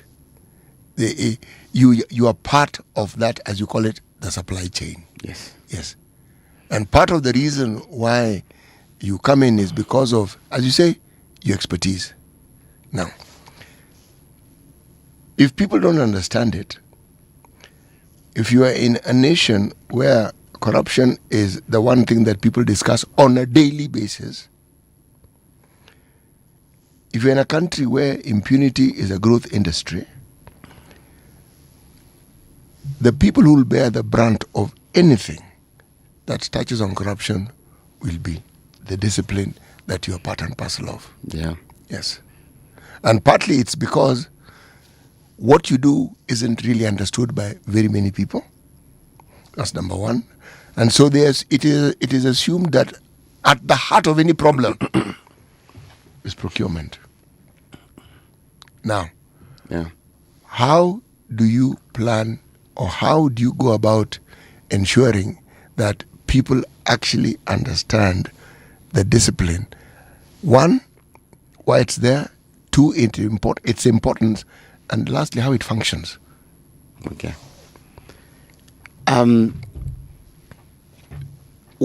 First of all, to start with, where the former president suspended all the supply people, it was a zero-sum game. It didn't make sense at all. Because the corruption starts from even the budget. In fact, the need assessment. We need blankets, we need fuel, it starts at that point, the need assessment. It comes to the budgeting. It comes to the requisition. The requisition is the user, the person who's interested in the items. Then now, and the specification drafting. All these phases. Procurement is just a facilitator. It's just a go-between to ensure that all these loose ends are tightened together. So, picking up the facilitator and saying this is where the corruption started is completely wrong. You'll see that an example from the need assessment, you'll be given a need assessment that is completely skewed. It doesn't represent the actual need. On the specification, the same thing. On the budgeting, you'll find that things have been put in the budget which don't make sense. Then, of course, the usage. And once the items have been delivered, it's not sort of the supply person, it's the user now to ensure, or the programming people to ensure that the items are done that. So, to be able to address some of these gaps, you must look at the entire chain, the entire cycle on this function. Number two, for people to understand that this profession is important, over 60 or 70% of the budget of any requirement in an organization goes through supply. 60%, you said? Yes. Okay. In some organization, even 80%. Goods, services, maintenance, if it's like an example, E&D, an example, R&D, research and evaluation, all these things, monitoring, everything that, any expenditure has to go through supplies. Okay. So, it's a very important organization. The person who manages the resources, resource management. So it's a very, very critical function. It is. That's why you have to have the right people in those positions. Yeah. Thirdly, if you look at the current head of public service, yeah, Yes. the Hopes head of public service, Felix Kosgei, is a procurement guy. I am a procurement person by training, but I've held other positions apart from just procurement. I've been a head of office across the globe. I've been head of emergency for UNHCR sitting in Geneva. Yeah, I've established serious logistical posts in Brindisi, Italy, Accra in Ghana, Yes. Panama, Copenhagen, and the one in Dubai. Working in different places. So it's because we've never been understood as a function, and we've never been given that opportunity. And you ask, why is it now that supply also is becoming on the table, being given a seat at the higher table? It's because now the person managing the entire human resource of this republic is a supply person. So if you lifted like an example, it's just like journalists. People will think that CT and the gang, there are things they cannot do. But but you'll find that give them opportunities. You'll find that they become the best CEOs because they are good researchers. They can articulate issues. So in a nutshell, the supply chain function Yes. is a function that is very critical in any organization. But ensure that you have the right people Yes. at the right place in those functions. Yes. Muhesh, when you look at how this whole issue in Hormuz affected Yeah. the world, there's some places where they would say that they were fairly cushioned because of ile mikakati walikuwa wameweka in their own countries. Yeah. Now that we have learned through Ukraine, and now we're also learning, even the pandemic, before I forget, the pandemic also taught us a few things here and there. Then now, of course, we got into Ukraine, then we got into ingine tumeita nini, Hormuz. Yes. Are we learning as a country, even from a legislative perspective? You've said there are a few bills in parliament that are probably going to correct some of the problems that we're facing as far as that is concerned. But are we learning a great deal if in another several years we are hit with either another pandemic or even a war close by? Will we survive it?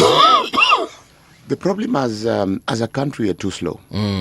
When I first came in back in the country, I negotiated with with Antonio Guterres. Yes. He was still then the head of UNHCR. And one of the issues was the airport has got 11,000 acres of land. Our airport. Yes. Okay. We only needed 100 acres to put a strategic resource in terms of stockpiles. And the thought then was, within the humanitarian community, Yeah. if you have a crisis within the country, that is the first stop shop. That's the first, you can draw from those stocks. Okay. Everything went on well. When it reached it was cleared by the NASC, the National Advisory Security Council. It crossed over to, by then there was a lot of camps. And what happened is the project was Cancelled. cancelled. But remember, Yeah. those stocks, medicines, relief items, blankets, kitchen sets, and part of a training center to train our people. And it would have even supported the Red Cross, an example. Yes. It would have supported the Also, other it wouldn't agencies. be just idle waiting for No. a crisis. Yes. Then, even for Kenya Airways, an example, all the regional crises, you would have used the Kenya Airways capacity Yes. for them even to improve their fleet on the air cargo. Okay. But that was kicked out. Now, politics, where politics surpasses the interest of the common man. There's competing interest, which in most cases they don't look at the realities. And I gave an example. You remember there was a Solai Dam. Yes. We've actually hosted victims of Yeah. that tragedy here. In the Solai Dam, it took Uhuru a day or so to mobilize about 1 billion to respond to that. Suppose we had that center we had put here. We wanted to call it the UN Logistics Center.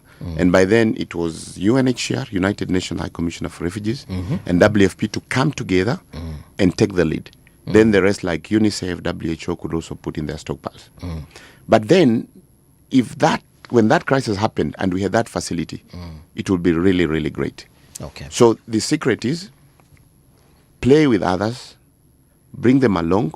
So when a crisis comes, it's a buffer. Okay. You already have the buffer in stock. But now on the fuel crisis, we are completely out of touch with what is happening. As CT just said, he asked me the question, do we have even storage facility? I don't think we have. And what we have is very little. And again, it's controlled by a few multinationals. Total, Shell, an example. But what we need as a country is to build up a proper stockpile. You know, sort of when there's a crisis like this, it can be mitigated by just keeping the prices constant, which reduces political tension and political pressure as we try to absorb. Okay. But the unfortunate bit is, even if this war ended, I'm told the strikes have started again. But even if the war ended, it will still take time. Yes. Because remember, the infrastructure has already been brought down. So there has to be time to sort of reconstruct. Yes. Yeah. Wow. Someone is asking online. Let me just see if I get this correct. Hello, Mbuvi. On fuel, if we had fuel reserves, we wouldn't have. Hello, Mbuvi. On fuel, if we had fuel reserves, wouldn't have cushioned us to some extent? That's a question. How difficult is it to build a reserve? How difficult is it, Mahesh, to build a reserve? It's not difficult. It is less difficult than building a pipeline. Yeah. Yes, it's less difficult. And remember a movie. Yes. You know, there are a lot of countries out there. There are a lot of investors out there who are ready to do PPPs, public-private partnerships. So this is not going to be heavily on us as taxpayers. I mean, it's you cannot even start to be. In fact, you agree on what we call return on investment. They've got that investment. They want to put it. There are a lot of investors in the Asian tigers who are ready to do these things. Okay. Yeah, and we've seen it. I'll give you an example. Managing even the fuel for the United Nations. There are people who came in, they invested, they say, we'll put our tanks, we'll put our stocks there. You will, when you draw, they call them virtual stocks. Yes. When you draw, we Unalipa. invoice you. Okay. There are guys who are ready to do that. And when talking about a country consumption, it's a big volume. There are people who are ready to do that. What they'll do is they'll tell you, show us the land. And we've got a lot of land down in the coast. Why haven't we done it, Mahesh? Why? I don't know. Is But it I, politics? but I can tell you, that that's why I'm saying it's a good opportunity, this crisis, to get the right people who can sort of advise. And in this case, not that I'm voting for supply people, but these are things that we really need to look at. No, you need to vote for them. They're your people. Yeah. Aya, DK anasema, Kakai Bisao, please explain in Bukusu why fuel in Rwanda is anasema is what than in Kenya by a whopping 40 shillings. Is he saying that it's more expensive or cheaper? I don't know. He hasn't really explained. He's saying it's cheaper. Yeah. Is it true that Rwandan fuel is cheaper than Kenya? Rwandan fuel is cheaper than is cheaper than, even they will tell you Uganda is landlocked and fuel is cheaper. Remember also Kenya, we've got standards. We've got standards, and if you look at even the cutoff in terms of our vehicles, not more than 8 years old. Yes. Our fuel quality is very high. Yes. You know, in fuel there are different classes. So it depends. Do you want those sort of a lower grade of fuel, or do you want a better grade of fuel, whereby again you don't have to keep visiting the mechanic every 2 months? So the choice is theirs. But two also is the issue of is the issue of our tax structures, okay, which I think also need to be looked at. Okay. But you see, it is higher because the cost of bringing in better fuel is higher. Okay. So I mean, for you know, there are those premiums, there are those balances. The higher the quality, the higher the price. Okay. But what we are saying is, and the question that he asked, but I answered it earlier. Yes. We must build stockpiles. Yes, we do. When we build stockpiles, we bring them when things are normal. It will be at a good cost. And then when the war happens like the way it's happened, we are able to mitigate. We can survive with that stockpile. Yeah. Number two, let's think outside the box. Let's think more on PPPs. Yes. And try to get those global investors who have got free or floating money, floating funds. Let's show them land. Let's agree with them on a reasonable way of doing these things. Okay. And other critical thing I wanted to say is let's get away from fossil fuel, because we realize that fuel runs everything. When fuel is not there, problems. But why don't we also be aggressive and think more of sort of green energy, even for our vehicles? Let's start with state as an example, or government vehicles, or most government vehicles. Let's say have a cut-off date. And we say, like, let's say by 2028, 2029 January, all the government vehicles should be electric. Okay. Simple. I have seen it. Today, go to the Palais in Geneva, in Austria, those UN entities. They use electric vehicles. Electric vehicles. And then, I know most of the comrades do not like this. Yes. There was a Thursday. A Thursday in Geneva, it will be a working day to work. No vehicles on the road? No vehicle. Okay. You'll meet a colleague at a D1 level. D1. D1 is this D2, then Secretary General. Okay. We're all on our bus. We're getting in the bus to Nenda Kazini. There are those guys who ride a bicycle. One advantage, cutting down on carbon emission. Number two, it is fitter when you're walking or you're riding to work. Mhesho unaweza enda kazini na matatu? Boss, mi hata kaguni napiga, boss. Nimeuliza tu. I was going to ask, do they have matatus in that country? They have buses. They've got buses. What sort of buses? Electrical buses. Yes. And I'm sure they also have trams. Electrical buses. They have trams. Oh yeah, they've got trams. And The subways. those buses, I'll give you an example. For family reasons, 2003 to 2006, I was doing 150 kilometers every day. Walking on Lausanne to Geneva. 150. Yes, you do 75 to go, 75 to come back. You were traveling by train. I was traveling by train, but where I alight, you have to catch a bus to go where I lived, and it was hilly, but I could still walk. What am I saying? Doing that for 3 years, but it's still comfortable. You could read a book on the train. You could, but it's electrical. But what again you do is, for long as you get your ticket for the whole year, it's subsidized. How fast was that train? Oh, pretty fast. Like in those 75 kilometers, if you took the intercity, which goes Geneva, Lausanne, Zurich, that one will take like 30 minutes. Okay. No, or even less. Sorry. Judith Chepkemoy anasema, Paul, good morning. We appreciate our Kiminini MP, Honorable Maurice Kakai Bissau, for the remarkable work he has done in serving the people. His dedication and commitment to development has inspired many. Then Innocent Ojo Bile amesema, I don't think it is about fuel quality. There is an article in the Daily Monitor, Daily Monitor in Uganda, that explains the difference in the prices in the countries. Okay, Innocent, if you have the link, post it to Innocent may have a point, but you see, it very rarely is one issue. The quality is one.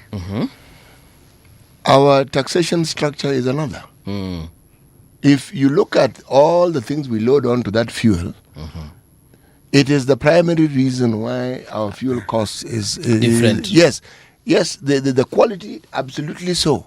Okay, but if you look at the tax structure and, what is loaded, again, it's not just fuel. Yes. If you look at, say, our electricity bills, you look at, again, the taxation structure and what is loaded onto that bill.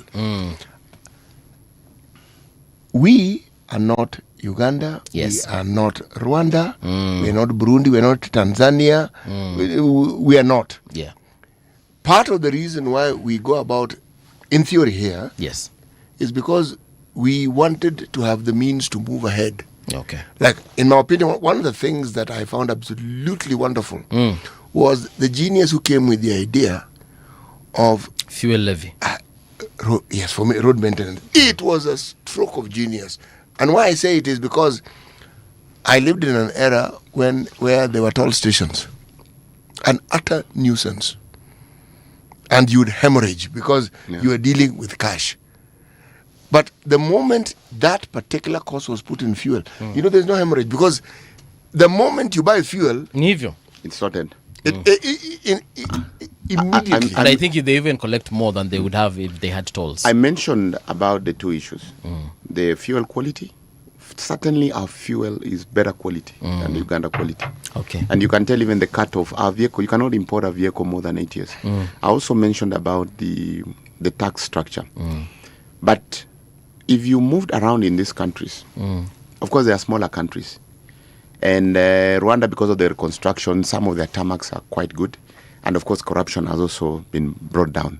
But if you look at our roads, in fact, last week I was more on the Nyanza, the western side, and I was quite impressed. And on the fuel levy, the way they're thinking about it, something called the infrastructure fund. It would be purely for roads. Okay. Yeah, and there are places in Kiminini, an example, there were no tarmac roads.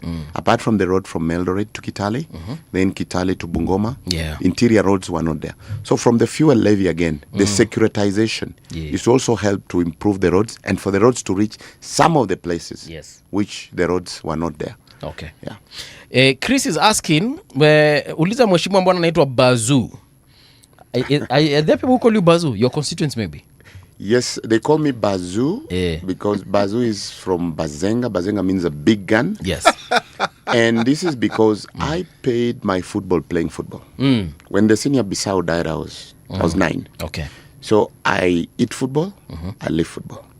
One of my campaign promises was to support talent. And I started a team from scratch. And I'm happy to report that I've produced the first millionaire through David Sakwa, Arambe Stars. Who's moved now from Bandari to KCB. Okay. A few weeks ago, we sent a boy called Marcelo to Spain for trials. We are waiting. So there's a team called Kiminini Combined, Bazoo Boys. Wow. Now the Bazoo Boys have just been promoted. They started in League 1, League 2. Now they've been promoted to NSL. So Bazoo Boys, those are guys who are, they love football. NSL is the National Super League. Yes. Okay. So they'll be playing across the Republic, which is quite tremendous. Building up a team from scratch and getting into that level. So now they are in what? 3 years. At tier what? At tier 3? Yes. Okay. I think now they'll be starting the 4th year. Okay. So, that's quite recommendable. Wow. And also we have the girls one, which we started, Baraton Eagles. They're also doing pretty well. So the Bazoo Boys is Jinamtani, juu ya ball. Mheshimiwa, in terms of Western politics, help me understand.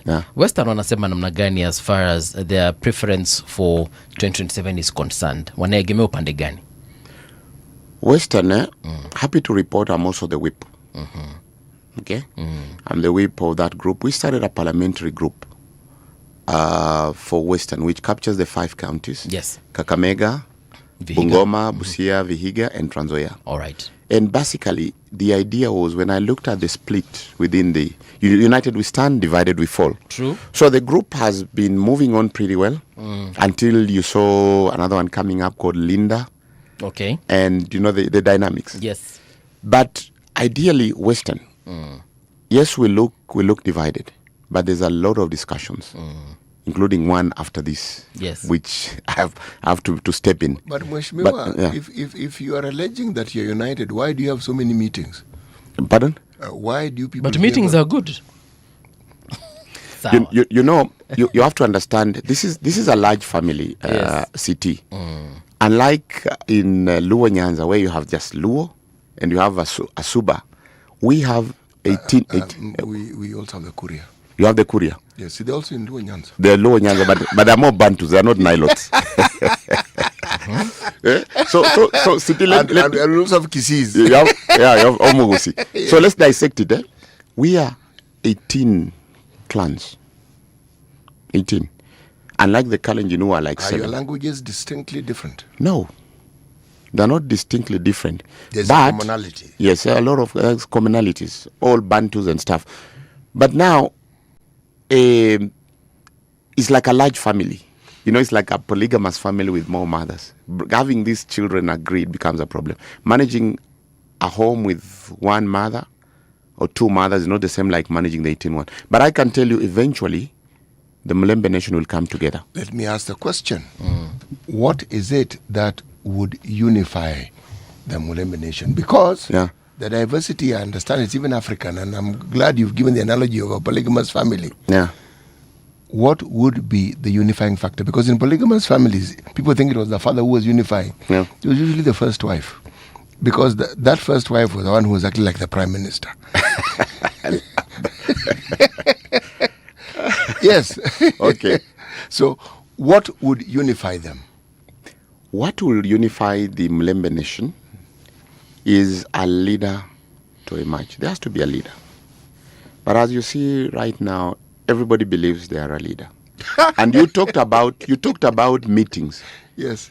It is, dialogue. It's those meetings that have even now bring us closer. Because if you look at it critically now, there are only 2 splits. There is the pro-government team and there's anti-government team. And then you realize also as the Mulembe nation splits, our neighbors, just as I said earlier, if your neighbor's house is in smoke, that's why you see also in the process, ODM is affected. Oh, very directly. Yeah. Very, very directly, because I think there are many people who don't understand that in the absence of the support of the Mulembe nation, ODM would not have been ODM. Very true. Because ODM had a voter population in the Mulembe nation that gave it might. So when it started moving on to other parts of the country, remember, the Mulembe nation also has a serious diaspora within the country. Yes. So what the mother Mulembe nation supported is what they would also support. Yeah. Yes, so it gave ODM some serious clout. Let me explain why I'm asking Mheshimiwa. Yes. Given the population of the Mulembe nation, they should have a very pivotal position in negotiating things. That's why I asked the question. Because you people are many. Yes. I am of the view that you're perhaps the largest community you have in the country. It's true. This is my opinion. Yeah. Yes. And I agree with you because most of them have also not registered as voters. Yes. But largest community in this republic is the Mulembe nation. If you look at just the birth rate alone, okay? Mheshimiwa, you laugh. Yeah. So you're saying we are very productive. Yeah, I'm saying you're very prolific. Yeah. Yes. I love that. If we look at what you have said in terms of the way forward for the Luya nation, are we saying that we shall probably see before the next general election someone who's going to come and say that the nation has chosen to speak on their behalf, the same way other nations also have what I would call spokespersons or kingpins for that matter? Believe me, it is happening. Okay. And I'm taking the lead role. And I initiated that. That's how we came up with the Parliamentary Western Caucus. I was very instrumental on that. Yeah. I am the whip. Being the first-time MP, I said, let me take the whip role because it was an idea that I came up with. Yes. And I can tell you discussions are happening. And we are saying we have to be on that table. Yes. Okay? I know there are those who are saying we need to take the deputy presidency. Yes. We are saying we've had enough deputy presidents from Western Kenya. We had Wamalwa, Honorable Wamalwa the late. We had Modi Awor. We had Musalia himself, the deputy. We're saying now we need the main prize. But now the discussion is how do we get there? Yes. You know, should we target 2032 for the president itself? Should we go for the number 2 one? So there are those two school of thoughts. Okay. But just to take you back a bit, you remember when Wamalwa brought all the Luyas together? Yes. He literally swept the whole place through NAC when he was the running mate for President Kibaki. President Kibaki. Yes. But what I know is, and again, as Sidi pointed out, the ODM is predominantly also Western. It's like when one catches flu, the other one catches flu. Okay. So the split in Nyanza and the split in Western is affecting us. But if we also united as a region, believe me, we're going to take the next prize. Yeah. And that one, we are working on it. I know it's a hard task, but we are working on it. We are discussing. Why are you talking of 2032? Why not 2027? You know, there is to run a presidential campaign, you need a lot of watches. Yes, you do. And we are saying we've gone into a strategic partnership. You know, and in that strategic partnership, we are saying there's a power in queuing, by the way. There's a power in queuing. And if I may also probably pose this question, which is the best way for the presidency? Through the mountain or through the rift? Actually, you've asked the right question. It is through the Mulembe Nation. This is why You've created your own route. No, it is an extremely viable route that I don't hear anybody talking about. You see, Mheshimiwa here is presenting the Mulembe Nation as a group that has been playing second fiddle and are willing to continue playing second fiddle. And I'm saying they shouldn't play second fiddle. I have not said that, City. What I have said, you need to be strategic. This is you need to be strategic. Just like the supply chain we've been talking about. Mheshimiwa, you need to know which is the best route to deliver. I understand. You see, with the supply chain, I could ask, are we talking about transport or are we talking about warehousing? Here, I am talking about a ripe fruit that all it requires is plucking and transporting before you warehouse it. The warehousing is when you get to the seat. You see, that might has actually never been tested. It has been fragmented. You see? So it's not part of the discussion. And I am saying, in this country, if you want to make a conversation front and center, go for the presidency as quickly as you possibly can. Mhesh. Yes. Unfortunately, we have come to the end of the show. Nimeona ulikuwa umefungua mdomo useme kitu. Can I request you to come back? I will come back. Sawa. Now we talk. In fact, when Ken indicated that he wanted us to talk about this subject, I said, let's park it for now. Let's talk about the chain. Tumeongea juu ya chain. So na chain tumediscuss. Tafadhali njoo tena, tutaongea na producer. Uje utuelezee hii Mulembe Nation wanapanga wanapika ni nini, si ndio? Safi. All right. Nimeshukuru sana. Asante sana. Asanteni. God bless you. Asante. All right. Thank you. Coming up next is Honorable Peter Kaluma. He's the MP for Homa Bay Town constituency, and the conversation is the roadmap 2027. Don't go too far. We'll be right back.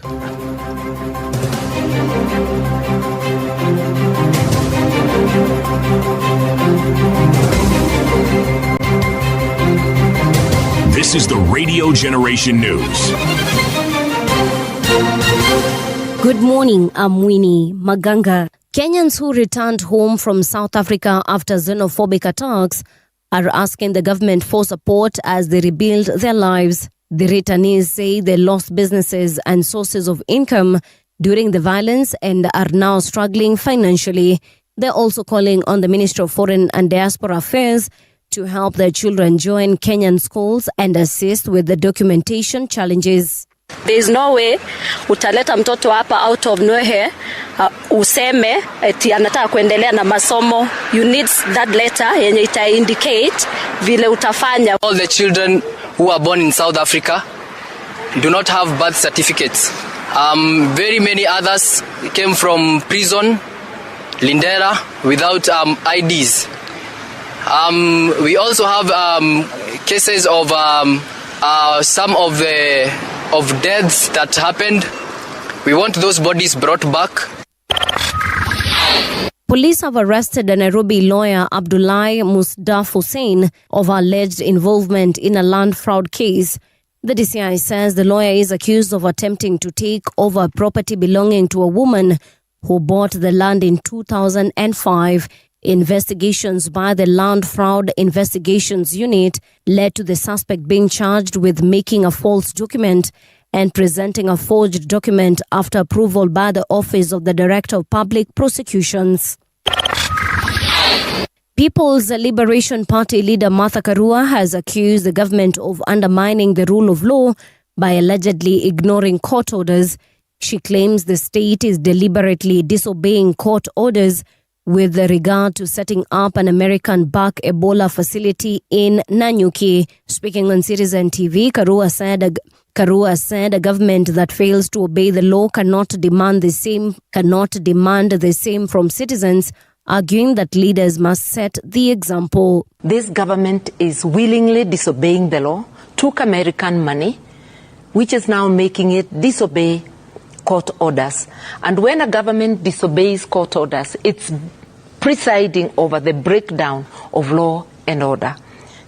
The president should therefore not be heard to complain about people not obeying the law because they are not leading by example.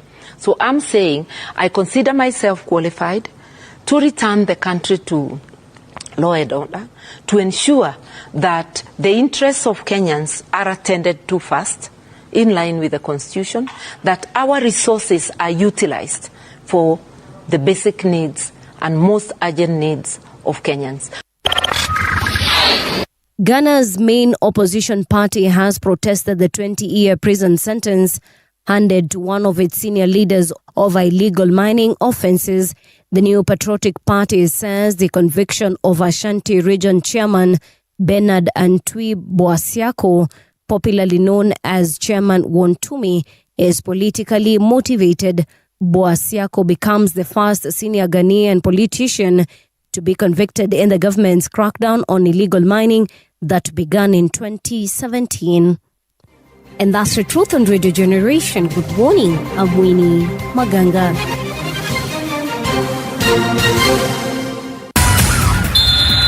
Sports on Radio Generation. Good morning, I'm Samuel Otieno. Bournemouth have rejected a £64 million bid from Chelsea for midfielder Alex Scott. The Cherries made it clear to the Blues that any further approaches would not be welcomed and that they intend to keep hold of one of their star players. However, it remains a difficult situation for the club as England under-21 international has rejected a new contract that has been on the table for at least 2 months. Arsenal, Manchester United, Tottenham and Manchester City also expressed interest in Scott earlier in the window. The Argentina goalkeeper Emiliano Martinez is considering retiring from international football after the team's 1-0 defeat to Spain in the World Cup final. Martinez said the loss was painful and hinted that he may step aside, adding that he had given his best to help his country and teammates. The 33-year-old Aston Villa goalkeeper has made 67 appearances for Argentina and played every minute of their World Cup campaign. And that's your sports update on Radio Generation. Good morning, I'm Samuel Otieno. Sports on Radio Generation. The views and opinions expressed on this program are those of the guests and do not necessarily reflect the views of Radio Generation. Radio Generation assumes no responsibility or liability for the interviewee's views. This is Radio Generation. In the beginning, there was morning radio. But now there is Radio Generation's The People's Breakfast. Curious and bold, getting facts from the shadows. That's what it is. Now, as the city wakes and secrets stir, a bright new voice shines. The People's Breakfast. Your morning, Your voice, your journey. Good morning. Good morning, my neighbor. Welcome to the home of hard truths and bold insights, Radio Generation. A very good morning to you. Welcome back to Radio Generation. I'm with Mheshimiwa here in the studio to Chekesha. I don't know whether he has considered a career in what is this thing called? In comedy. Mheshimiwa, good morning. Morning, Buvi. How are you doing? Long time. Uko salama? I'm doing great. Umepotea sana. I've been at home for recess. Okay. Parliament is in recess. Yes. We are coming back next week. Okay. So we had 1 month. I went home. Okay. To meet the people I represent, hear what they want to be addressed. Yes. And also to mobilize them for the next elections. Yes. Yeah. The last time you were here, your Secretary General was called Honorable Edwin Sifuna. Now he is not the Secretary General of ODM. He's no longer in any committee in the House. What's not happening? No, Sifuna is in committees in the House. Oh, he is? Yes. No, sorry, heading. He was removed from that position in the House. I'm forgetting the name. No, that is House leadership. Yes. Yes. It Minority. Was, was it minority a or something? Deputy minority. That one, yes. Whip. Thank you for that correction. Yeah. Otherwise, as any member of the ODM party and as any member of Parliament, you're in a committee. Is in the committees he has been serving in. Okay. He's been, of course, formally removed as the ODM, Secretary General. And as I told you when I was here, Sifuna is a guy who just remained in office as a matter of law. But he actually, ceased to be in that position proper long before Baba died. Okay. You remember even when Baba lived, Sifuna did not suffer, contradicting Baba, contradicting even party, positions he had run. So it's a formality they've gone through. We are happy he's formally out. He was also bringing, confusion in terms of, the leadership position he had in the Senate. That one, of course, is now cleaned. I hear the Senate as a replacement there. Okay. Because you see, if your position is divergent to that of a troop in Parliament, you cannot whip them in any direction because you are of divergent, perspectives. Okay. Yeah. So only those. But he remains a member of the ODM party. Yes.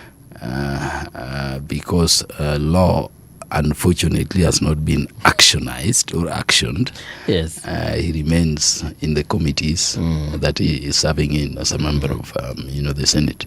Actually, we were having a conversation on the same with Siti Muga here in the first hour, and we were saying we have seen members of different parties promoting values of other parties, and Siti was actually, were you reading some standing orders or what were they? Something in the law that says when you promote another party, you automatically cease to be a member of the one that you are actually a member of. Actually, I was seeking clarity on that act, and I was just reading what it actually states. Yes. And in summary, if your activities run contrary to that of the party that you belong to, it is deemed. That's what it says. It is deemed. Resigned. Yes.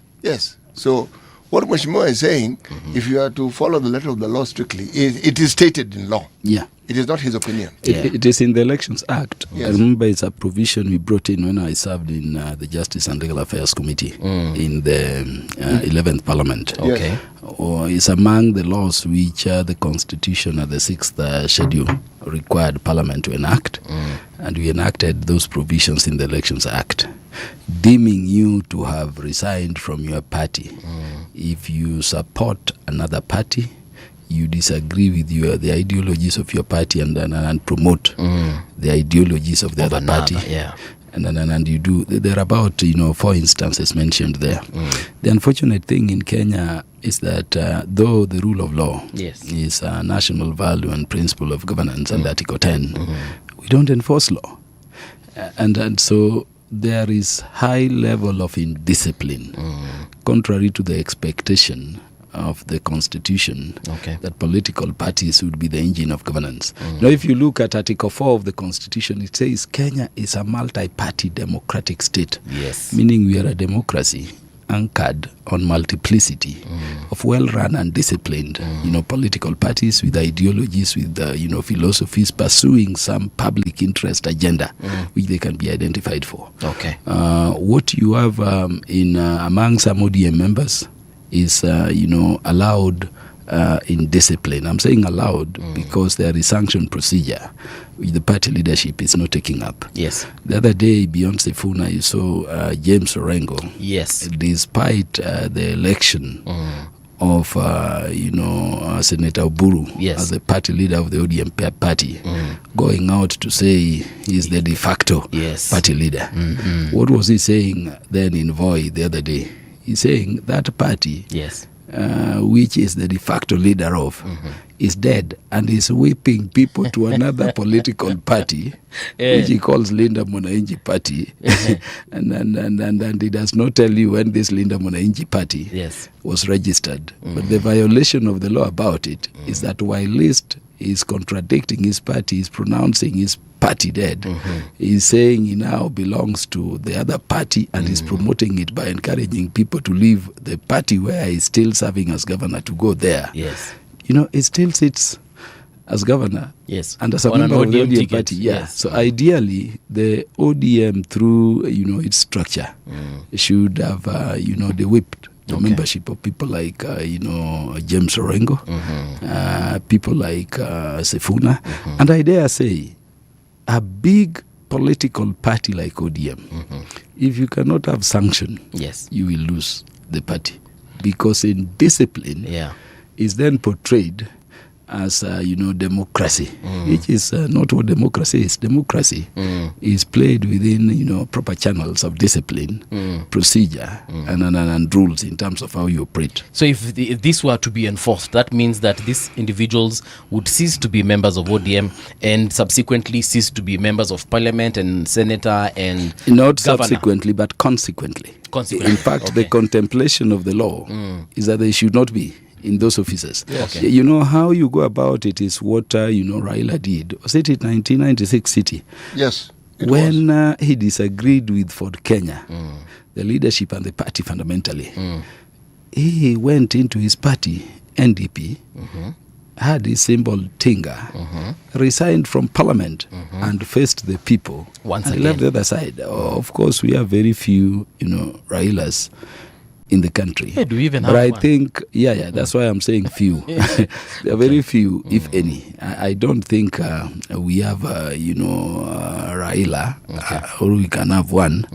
But really, what, a person who believes in the rule of law and good order should call for is the enforcement without, fear or favor of those laws. And if we were to reach there, you saw in the Senate yesterday, Mbuvi, a team of senators who are still, members of the UDA. Yes, we have seen that. Being paid as members of the UDA in some, green attire, uniform. in some uniform. And they are saying they have left UDA. Yes.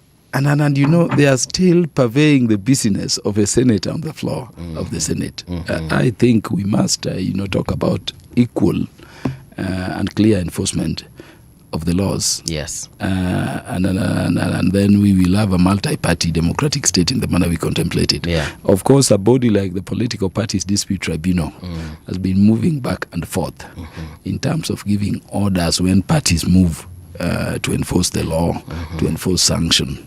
And I just wanted to remind the Political Parties Dispute Tribunal that we established it as a requirement of the 6th schedule of the Constitution to sustain the growth, the strength, and the standing of political parties. Okay. This one is weakening our democracy. It is actually. This is, and democracy is a national value also under Article 10, democracy and participation of the party. Yes. This is, weakening or delaying our political maturity.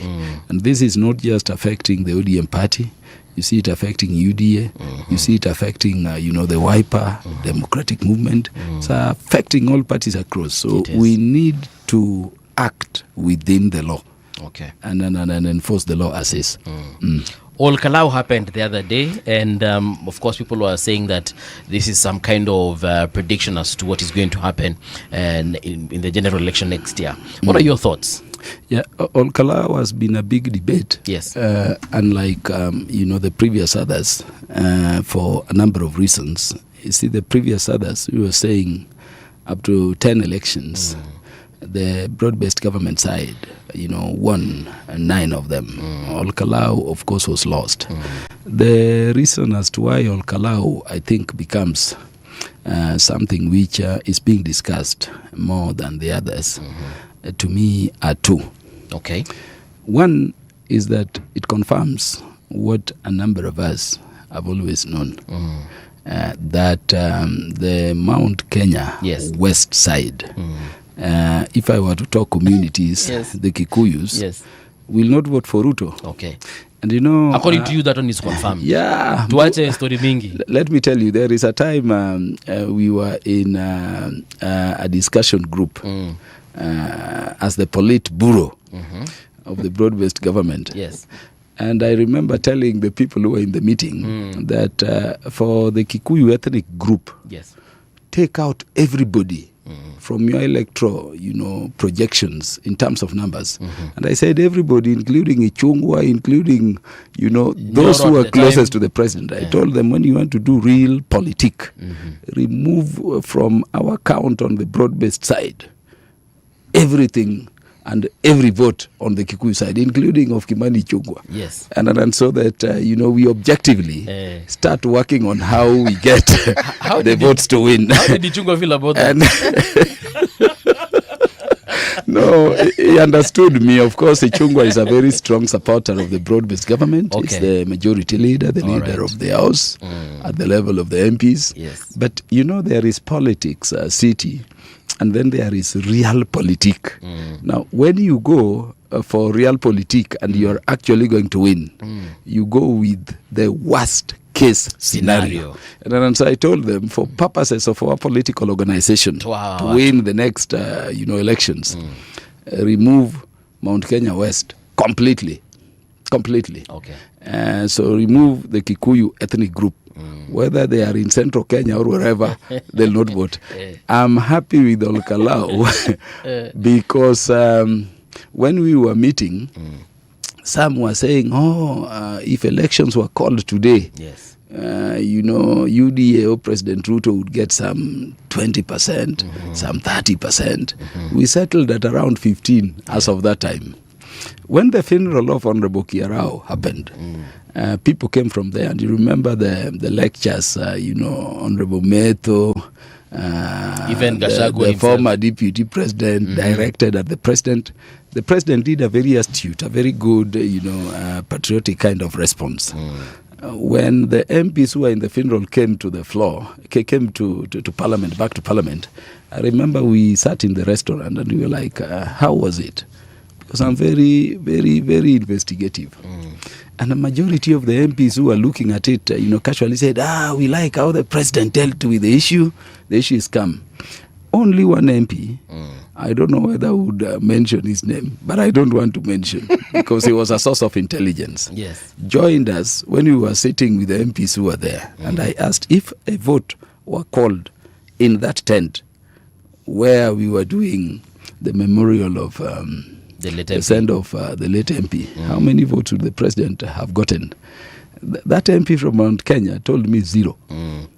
And so when Ol Kalou came, it confirmed and settled the position in terms of strategy and tact on our side. Okay. That moving forward, at a maximum for now, deal with 15%. At a maximum. For me still, it is zero. And that is how, I'm proceeding if I were to advise, broad-based government. Okay. And that, to me, is to alert them to put measures if they want to win in other regions, not Mount Kenya. Let's talk about the East. The other thing, of course, it confirmed is that despite this broad-based government thing, city, the public service at the upper level is top heavy with people from Mount Kenya West, the Kikuyus. If you saw the amount of resources which were going into Ol Kalou, I can tell you they were not directly from the president or even from the UDA party. Okay. It is everybody controlling resources from Mount Kenya now taking resources there. So when you saw Steamer, you know the PS for energy issue. When you saw blue economy boats being taken into some small water things, you know the PS in charge of blue economy is from there. When you saw roads, you know the PS and the DGs for bodies like Kera are from Mount Kenya. And when you see mattresses, you see shoes, you see those relief food, ask yourself, under whose docket those are. And I can tell you, it will confirm to you, it is from Mount Kenya. And the opposite of it is that it confirms to you that though these people from Mount Kenya control those critical, you know, state departments, as accounting officers and otherwise, they have no direct you know, persuasion or influence over the people. And so those are the things, you know, you see playing in Mount Kenya. Otherwise, there is nothing out of the ordinary. The other thing it confirms to me, City, is what I've been saying here. You know, City, each time this opinion poll, you know, companies do opinion polls. They tell you, Honorable so-and-so is the best MP. Honorable so-and-so is the best MP. And I keep asking, as a person who presides over Parliament at times, what is the role of an MP? When is the last time so-and-so said anything on the floor? And what was it about? You track it, you will not get it. So what are the framework? What are the parameters? Now, you remember some polls told us UDA candidate, say Honorable Mushina, was going to win by over 50%. Now, if as a polling company, you fall from, you know, 50-something% in your projection, they distance themselves from that. Yes, and then you go, you know, down there. Kenyans should therefore know that there is a law governing opinion polling, and when you now do polling last time for you to be credible, tell us who were your sample regions. What is the sample size? How did you frame the questions? Who commissioned you? The law requires that. And to what end were you doing the opinion? You know, poll. The law requires for pollsters to actually provide that information. And in fact to publish.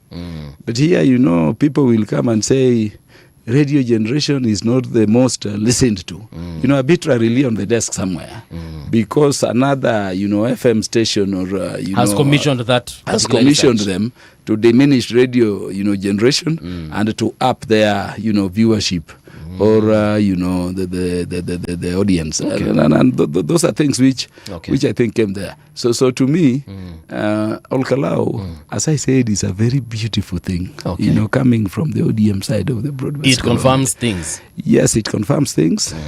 And, you know, the president going for re-election has now to take us more seriously. Mhesh, on the western side, the eastern side of the mountain, you've given the western 15% max. What would you give the east? The eastern side, I saw a bit of, you know, motion on the part of CS for Public Service Ruku. I saw Kiraitu Murungi. I saw a number of MPs and leaders from the Eastern talking about them, you know, intending to vote, you know, separately.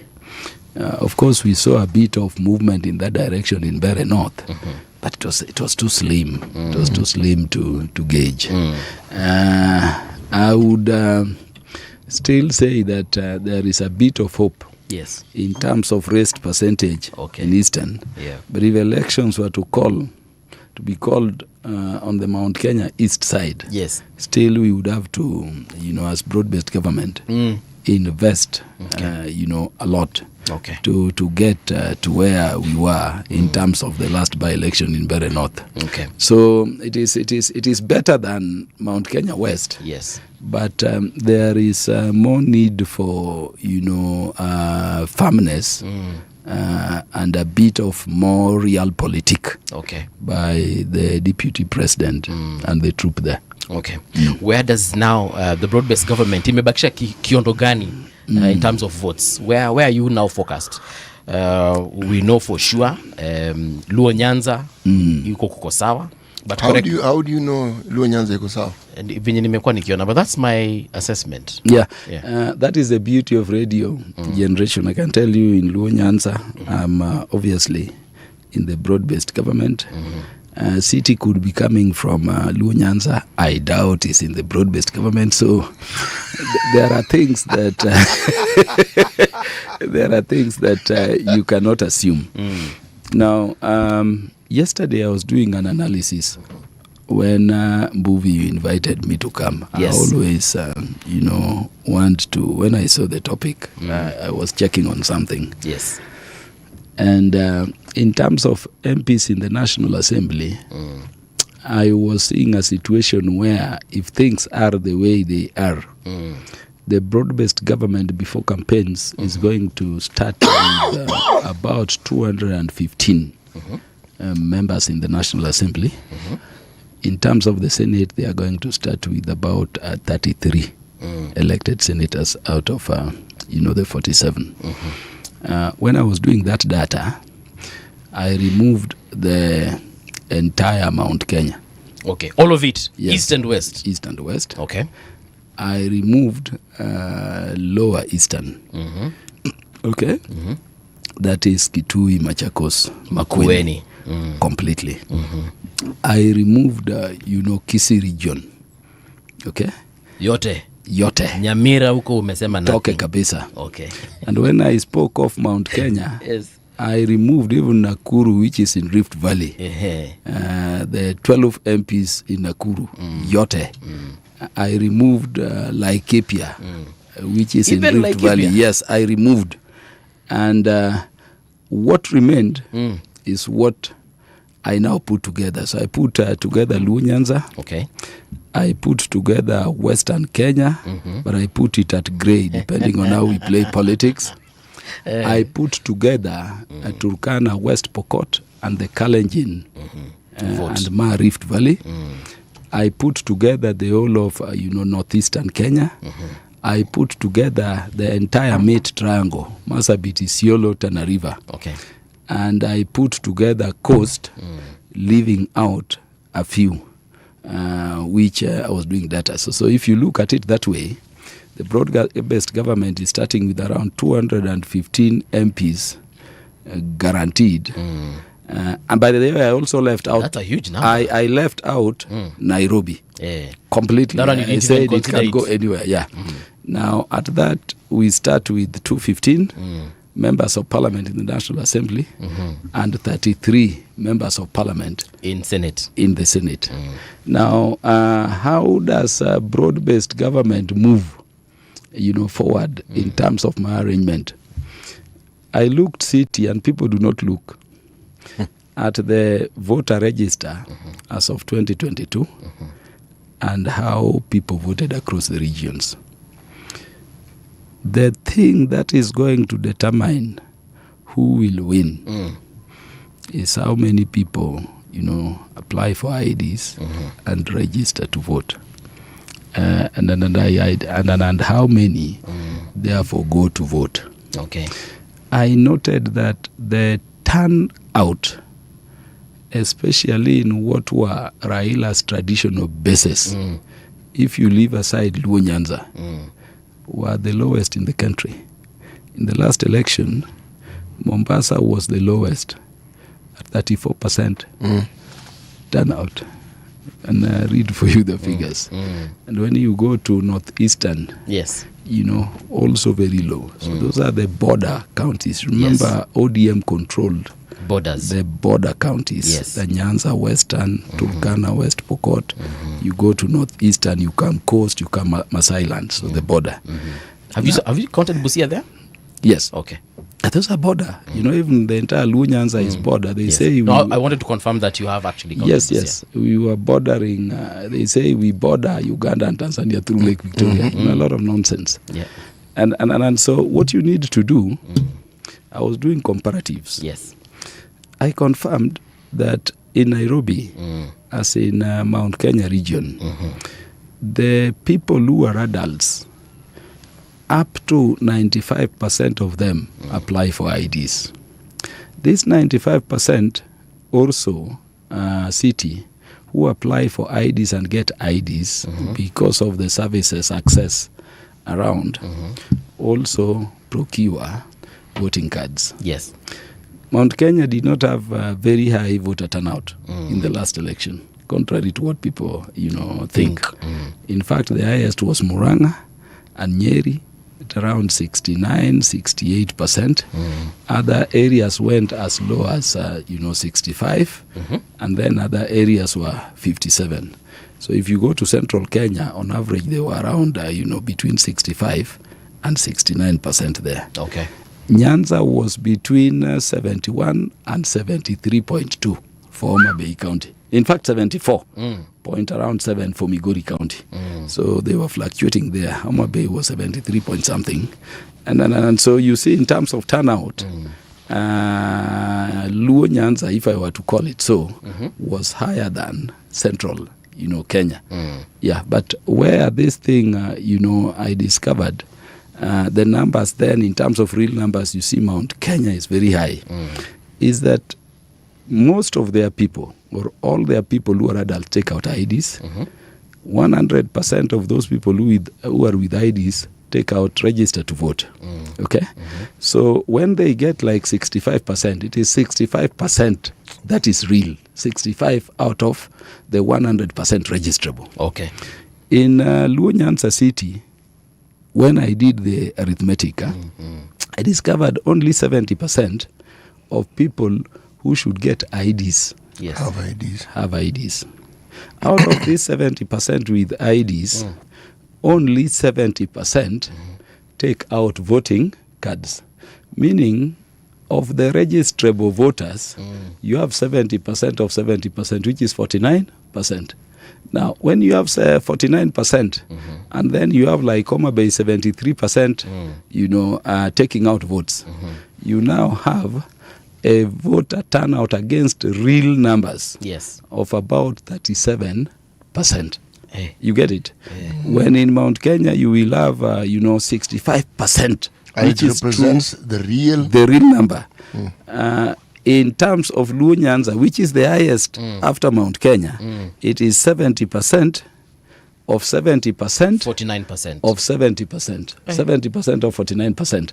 And by the way, you will get, if you do that simulation at 70% exactly, it's about 34.3% of the real numbers. Okay. When you go to coast, you go to northeastern, you go to most of these border areas, like, North Rift. Yes. It was even worse. And, this is largely city because, number one, there was this vetting. People have been thinking that vetting during applications for identification card was only for northeastern Kenya. We are registering people sometimes who are far, far older than city in Luo Nyanza now. Yes. Because they were also treated as border. And ours was not, openly declared. Yes. So a person applies for ID coming from very remote places. They just keep quiet. For a whole year, you are waiting for confirmation that you have ID. And then it comes with declined. You start again after 2 years. Same thing. Declined. You start again after a year, declined. What do you do after that? You give up. You give up. You give up. So that is the situation where you had, coast, you had these border areas. When you go to like Migori, you'll be told the couriers have had a lot of problems because you have couriers across the border. Yes. You go to northeastern, the Somalis, the Boranas, a lot of problems. The Turkanas, because they border Ethiopia, a lot of problems. You go to western Kenya, a lot of problems. And that affected at the very beginning the numbers of people who, registered to vote. And no wonder city, you saw very easily Raila being, rigged out. You just need to tip the numbers a little. He would win in terms of the vastness of the regions he covers. And he would win in terms of members of parliament. I don't know whether you would see it. He would? Yes, but in terms of real numbers, they were subdued. And this type of gerrymandering started after 2007 elections. Yeah, so that you had, some areas being deliberately, subdued Suppressed, in terms of numbers, suppressed, and then others being, allowed easy access. And so strategy number one, I'm telling the broad-based government, the reason as to why Mount Kenya, which is about 17% of Kenya's population as per the last population census, I was checking in terms of real figures, they are now 14-15%. But let us go by what is scientifically confirmed. The census last done put them at 17 point something percent. They are telling the other 83% that they're the ones who dictate who is president. Why? Because they have registered 100%. The others through suppression and just not taking the issue of registration seriously, like happens in Western Kenya. Do not take their voting. So Mount Kenya have upped their voice in the leadership space. The other regions have diminished their voice. The worst case scenario I can tell you is in Ukambani. I can tell you. Lower Eastern, the Akamba population is between 9 to 10% as of the last census. Okay. But you see, as of last election, how many were registered? If we leave the Kambas, spread across the country, how many were registered in Makueni, Machakos, and Kitui? Yes. And the coast. And the coast. How many Kambas? You cannot reach 2 million.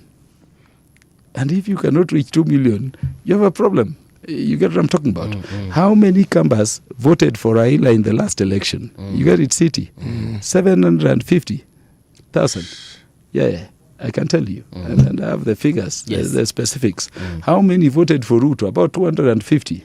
So they have about 1.7 million if you go beyond Ukambani, as we know it, across the country. Yes. But about 750 also who are registered did not vote. You get what I'm talking about? Yes. And the 1 million who voted is shared a quarter to President Ruto, 3/4 to Raila.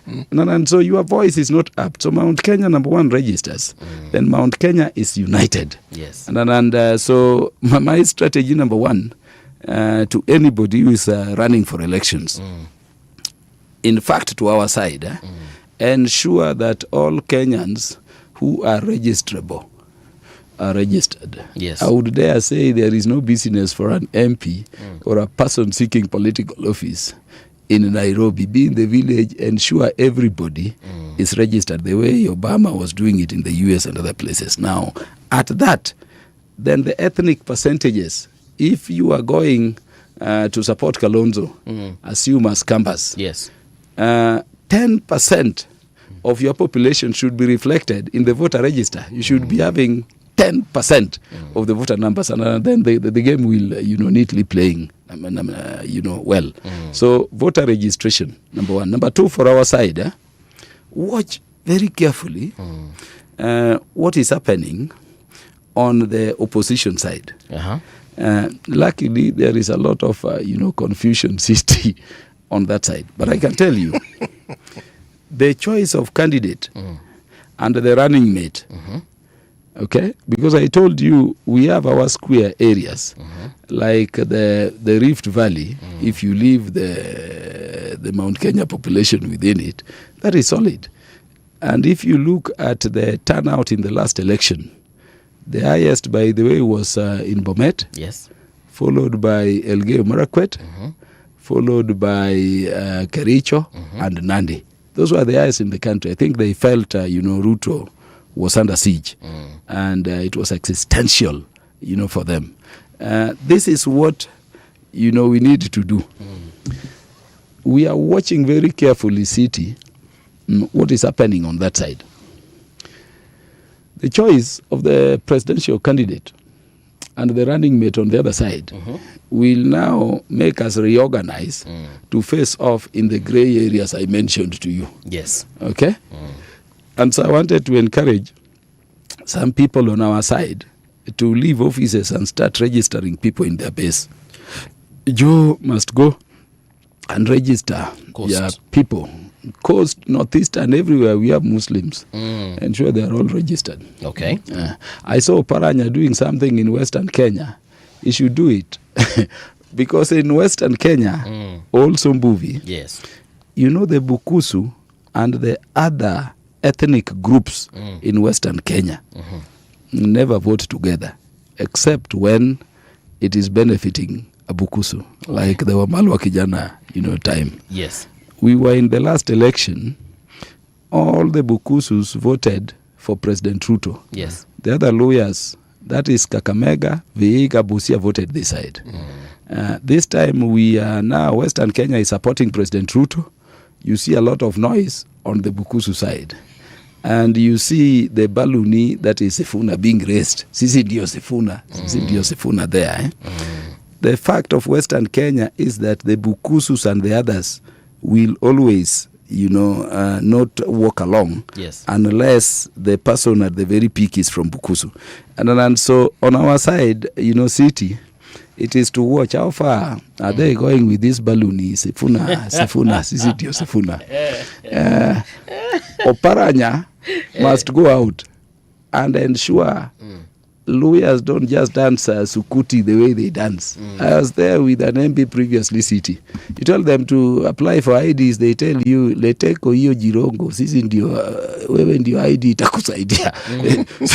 So it's a community which together, of course, lawyers are not a homogeneous community. They are not, yes. They are 17. Very distinct. They are fragmented. Yeah, but you know, they came together because of other factors which history explains. Okay. The thing is that register the people. Once you register the people, the choice of the top leadership, we can also, you know, sit back as broad-based government and see whether it is Sifuna, Natembea, and then we play ball. If they go, coast, we have alternatives. What I can tell you is that, contrary to what people think, as the people of Luo Nyanza, we are not very anxious for now for this thing called president, deputy president. We have retreated. We want to rebuild. We want to rebuild our community, which has been, hammered for far too long. We will advance in the near future. So we are the community. I can tell both the opposition and our side to watch. Who will be dictating who is the president, and we are on that chessboard, seeing how it goes. And so you need to pick as a second issue after voter registration the issue of the presidential candidate and running mates. Of course, on our side, we have President Ruto already, and we are moving into the elections, solid waiting for the other side, so that we can play some, chess on the board and see when to guillotine them. And I like the way you've explained that arithmetic, and especially from that grey area that you've mentioned is the Luya side. Explain also to us, in terms of Northeastern, that vote, you seem to say that it is locked. Hiyo hata hakuna kungangana. Yes, I was. I told you the last time I was here, Mbuvi. Yes. That I serve in the committee in charge of, national security. I also serve in the committee in charge of finance. In the recent past, we've been, touring the country a lot, whether it's public participation on, these privatizations we have been doing, the finance bill, the security situation in Northeastern. I went to Mandera. Yes. I go to Wajir, Garissa, Marsabit, Isiolo, Tana River. Yes. Movie, do you go there and you give people the chance to talk during those public participation. And despite my coming from ODM, sometimes even with the chair of the Council of Governors, Dr. Abdullah Ahmed seated, they start by shouting, tutam, tutam. Then they make their contributions. Why? I told you last time that there is something President Ruto has done which has gone into the hearts of the people. Okay. Which is this thing? Who are marginalized, especially Northeastern. Movie, President Ruto has spread development across the country. And when he was promising most of them city, remember people were reciting them. He said, Kotulo, Modogashe, Samata, and you remember TikTok being played. It became a meme. And you remember the thing, President Ruto is a liar, he's lying. When people were shouting he's lying, the guy went to work. So a marginalized place like northeastern Kenya is seeing tarmac roads. A marginalized place traditionally as northeastern Kenya is seeing stadia like that one where we hosted Wajir. Madaraka for the first time. And you saw Ayub Abdikadir when he was there. I attended an interview at Citizen one time with him, and he was saying there is nothing, just promise after promise. He was shocked when he was Wajir, and he said, this is my home. And I know you watched it. Yes. I'm pretty shocked. Electricity, power grid is ending somewhere in Garissa. The whole of northeastern Kenya, beyond Garissa, haina hii stima. They use, diesel generators and others. I can tell you, if Ruto just taps, electricity from that dam across Ethiopia, across just a mere river in Mandera, and they see those, it is done. The dams being done and the water wells look at even our budget. So President Ruto has spread development, and the marginalized, parts of Kenya, regions of Kenya, and communities which never belonged, like northeastern, are for once feeling they belong, and they are, crediting it to him. President Ruto. And so the only challenge to be addressed in northeastern Kenya is again with the removal of vetting, registration of voters. And if you saw that move that Duale and others, launched yesterday, they are already investing in it. So northeastern, I can tell you, 100%. Okay. Broad-based government. We have been seeing Can't get anything there. Yeah. Turkana, the same. West Pokot, the same. I can tell you those marginalized areas. You go to Tana River city, you remember that bridge Mbadi was talking about, where the children of Kenya have been crossing a river Tana, infested with crocodiles, since independence. Those bridges are being done. By the way, there are times I go to those places, city, you get people sleeping around those bridges. To them, it is a miracle. To them, they have been remembered. To them, they feel for once. They are not asking you how Kenya is when you go there. They're in Kenya. So it would be very difficult, I can tell you, for those previously marginalized communities and regions to vote for President Ruto. And my advice to him would be ensure that the removal of vetting is truly effected, because though it was pronounced, the policy, program which still directs the registration officers in terms of what to do require, vetting. We don't want that. When a person, for instance, has a valid birth certificate, he's a citizen. You don't need to tell him, now go for your father's ID certificate. The birth certificate has the name of the father, the mother, if and even their ID numbers. You don't need to take people through those processes. It is still happening. Let there be a circular telling these people that where you have birth certificate, you are a Kenyan by birth and you should be registered. And I can tell you, if that can be implemented, you would be shocked at the voter numbers from those regions which have been suppressed before. One of the things that is as vibrant as the progress that we can attribute to President Ruto is the narrative or narratives which constantly paint the government, some specifically President Ruto, in the worst possible light. Now, I ask this question because what people vote for is not necessarily development.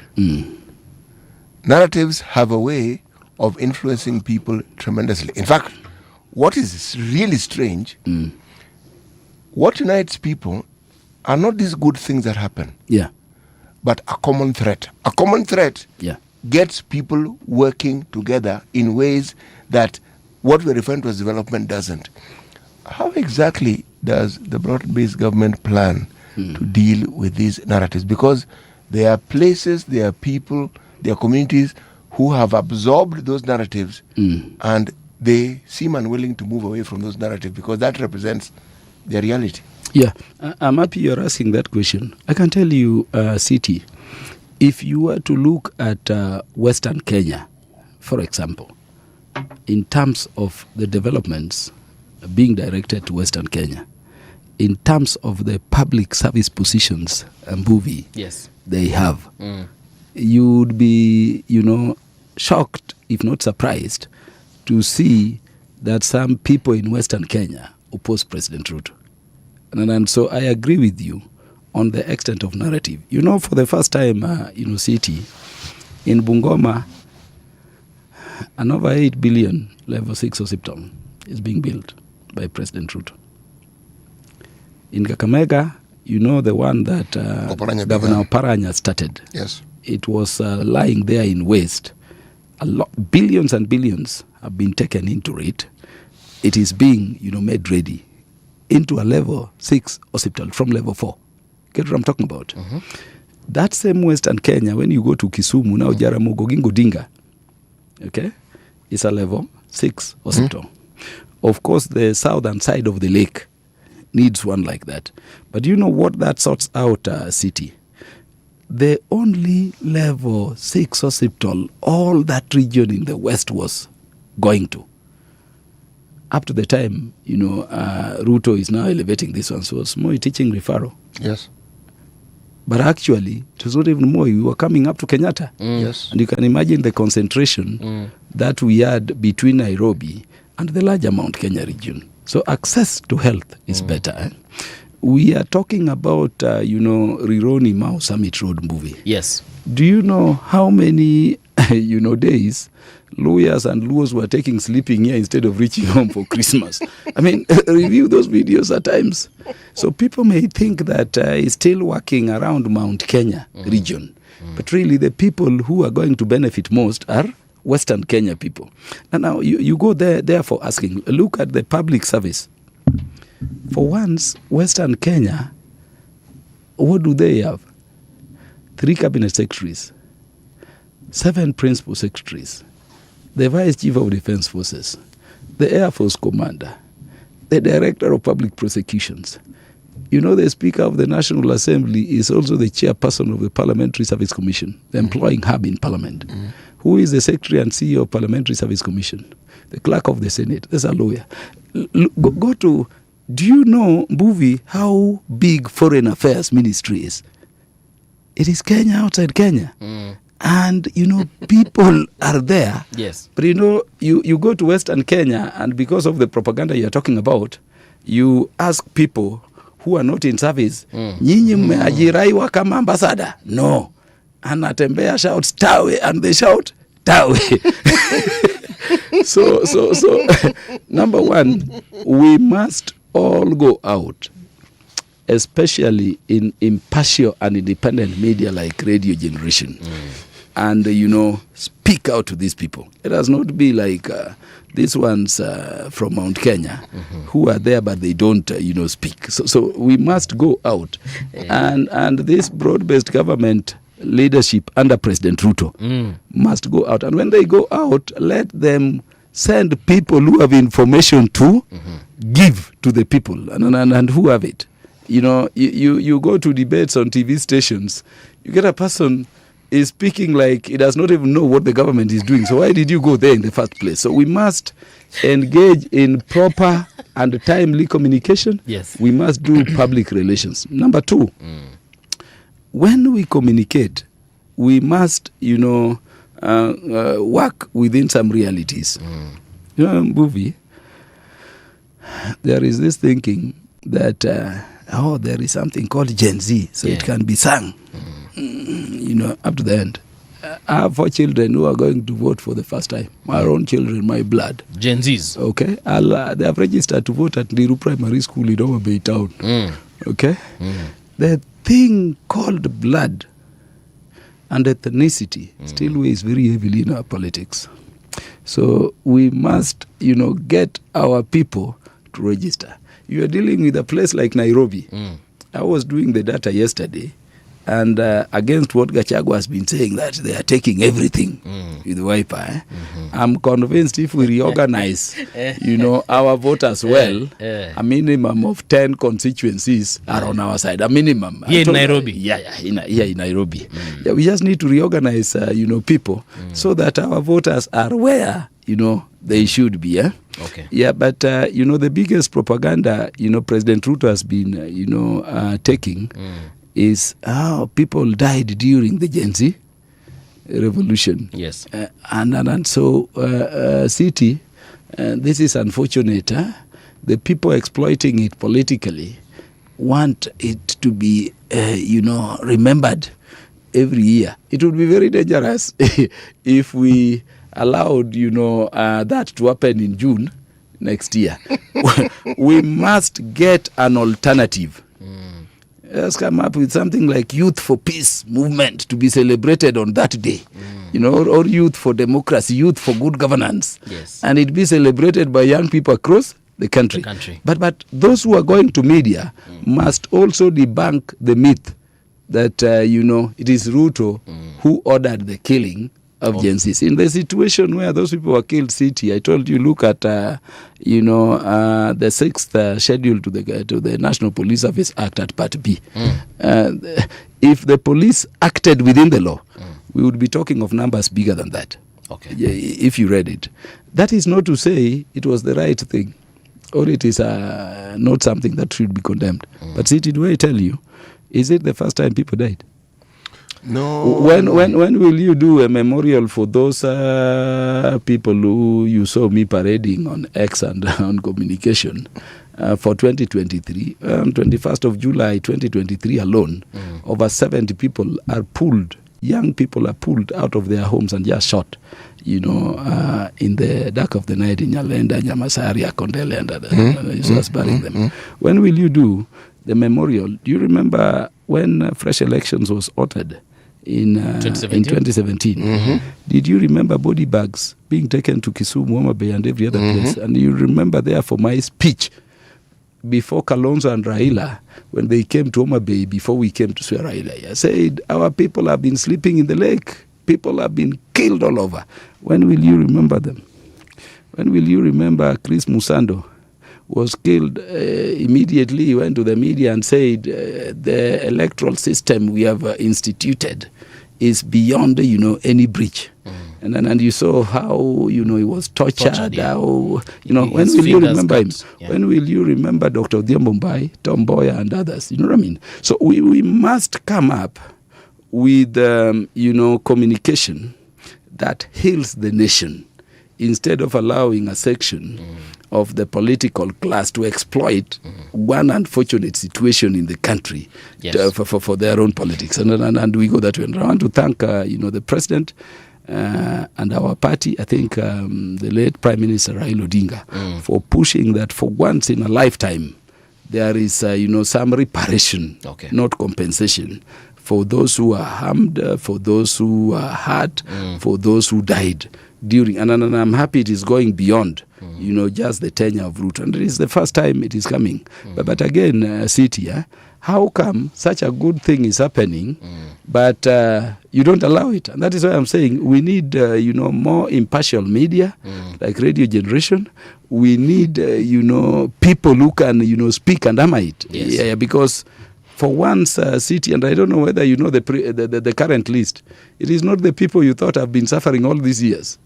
It's the same people now, the majority of people to be compensated there. But how come we are not talking about it? Movie isn't working. It's working. It is working. People who've been. What is in the psyche of the people still in the village? You get somebody who has not even registered, they are seated there, and you ask them, is working? It's not just in the village. You know what I mean? Even in a town. And it is working. Like it is working. I have my own sister who has an issue with cancer. I have my own brother struggling with cancer as I speak, City. And like before SHA, I don't wake up worrying I will get a call, we need $1 million, we need 500,000, we need, you know what I mean? Because of SHA, I have that, peaceful Peace of mind mind, that yeah. my own, siblings Yes. who have these chronic diseases are being treated without my intervention. SHA is working. Isn't the education, reforms working? I met 107 joining university freshers from my constituency the other year, and I joined them together with the ones going on, and they're saying this means testing we were condemning. This thing is now settling and it is working. It is now able to identify the most needy student against the least needy, unlike before. And you saw what the president pronounced the other day, that really, why can't we, because it is a loan, give all students what they need to go through the education? And by the way, people think it is light. I see the media. Why don't we give such things prominence so that they are implemented? Because it would mean that son of a poor person who would have dropped out or chosen a less expensive course, if they were called medicine, pharmacy, engineering, will now have an equal, platform like anybody because of the brain God gave him and the struggle they have had. You get what I mean? Yeah. These things are working. Yeah. Is it not true that roads are being built across the country? But do we go out to talk it more than we talk, the propaganda? No. So you find people who are just, averse to reality, shouting propaganda, and people are running with it. That is the reality. The reality is that, as I told you last time, City, this country, you need to travel around it. And maybe the next time we are moving out in one of these committees, if the policy of radio generation may permit, I would carry you along. You would be shocked. I've been to places where you say, how come we are not communicating these good things this president is doing? The fundamental issue which you've raised here on the things you're saying, the government did not take control of the communication that relates to what the government is doing. It is like it surrendered to the naysayers. And it is their narrative and their voice that is heard a lot more. That is heard. And so it is communication. Yes. But also, how do you communicate? CT, I can tell you SHA is working, but I say it with so much bravado that it does not take you from your hard position that it should not work for your own politics. There is communication, and there is how people receive and perceive the communication. Very true. Public relations. And if we were to break that, and our media like Radio Generation has been doing, agrees to be apolitical and independent, I can tell you and I can say here that Ruto would not face any challenge in the forthcoming elections. Rated against the previous presidents we've had, this is the best for the country. Mheshimiwa, thank you so much. Unfortunately, this is where we have to stop. But in maybe one sentence, the folks that are in the mountain that are still supporting, and I'm talking about MPs and senators who are supporting the broad-based government, what should they do? For self-preservation, should they go with what the people are saying? Ama waendelee tu, even if that means that they will not be re-elected? I want to thank the people of Mount Kenya for electing Honorable Ichung'wah now 3 times. I want to thank the people of Kenya from electing somebody like Kuria Kimani from Molo. It's our chair in Finance Committee where I serve. Watch his debate. Think of what Parliament, does. I feel sad when you hear, because of, temporal political thoughts, you can imagine that such people are not in the leadership next time. I want to encourage the people of Mount Kenya. Yes. There are people you elect to some places to leverage the best of the community. And those people are mentioning as some of the best. For those from Mount Kenya like Ichung'wah, Kuria, Kimani and others, remain in broad-based government. You are there because of principle. You are there because of the development you are taking to your places. You are there because of what you are doing for your larger nation. All right. The government is big. I want to assure them that President Ruto is going to win the next election with over 75% percent of the votes. And movie this I can bet on. Go, you will be re-elected. Okay. If you are not re-elected, you will still lead this nation under President Ruto, who is going to be re-elected at over 75%. All right. Thank you. Folks, here's the news with Winnie Maganga.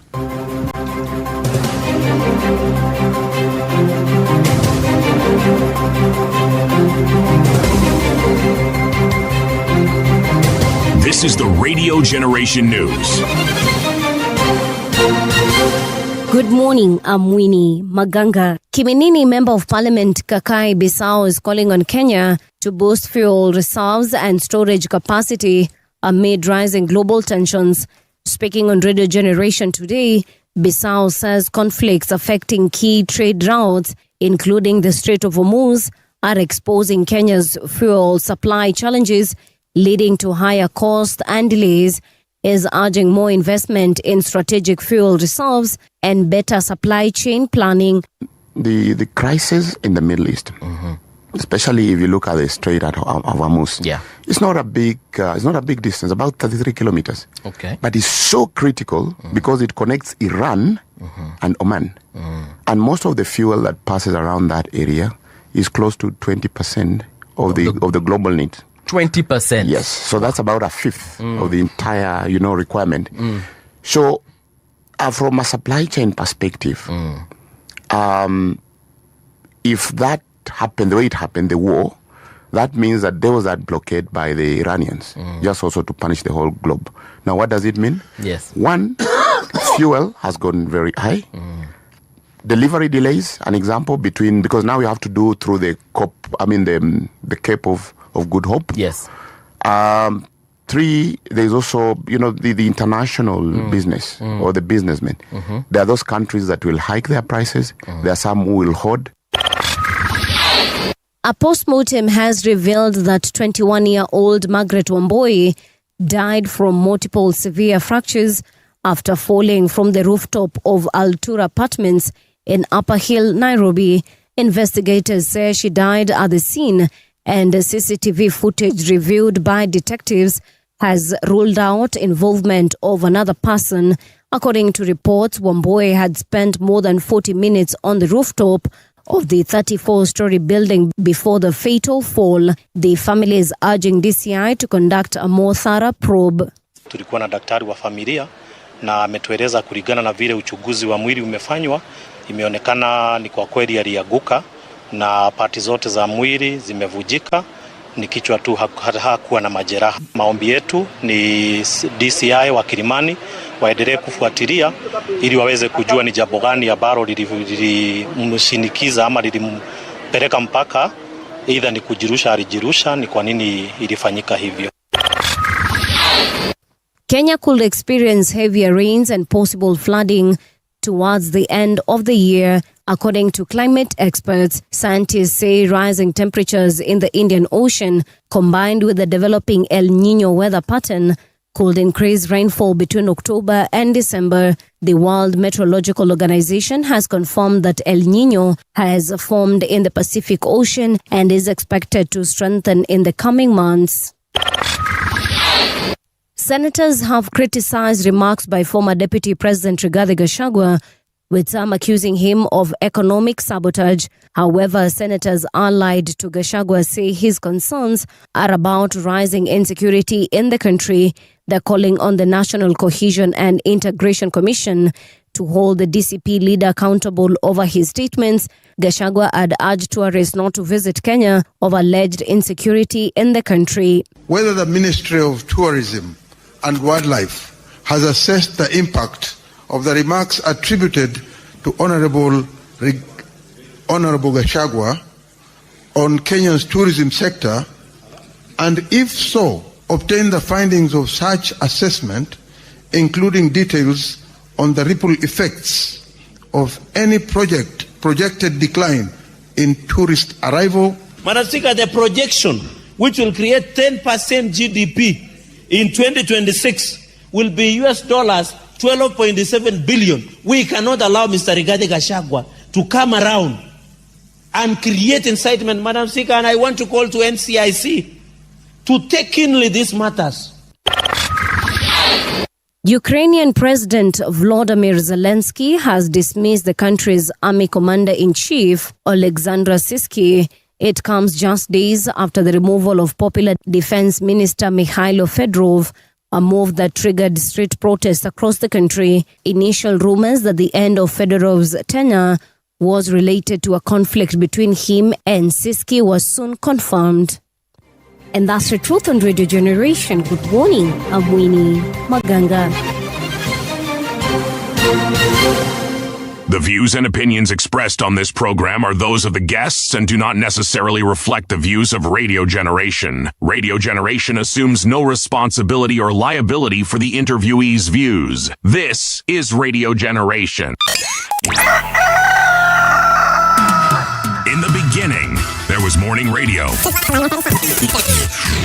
But now there is Radio Generation's The People's Breakfast, curious and bold, getting facts from the shadows. That's what it is. Now, as the city wakes and secrets stir, a bright new voice shines.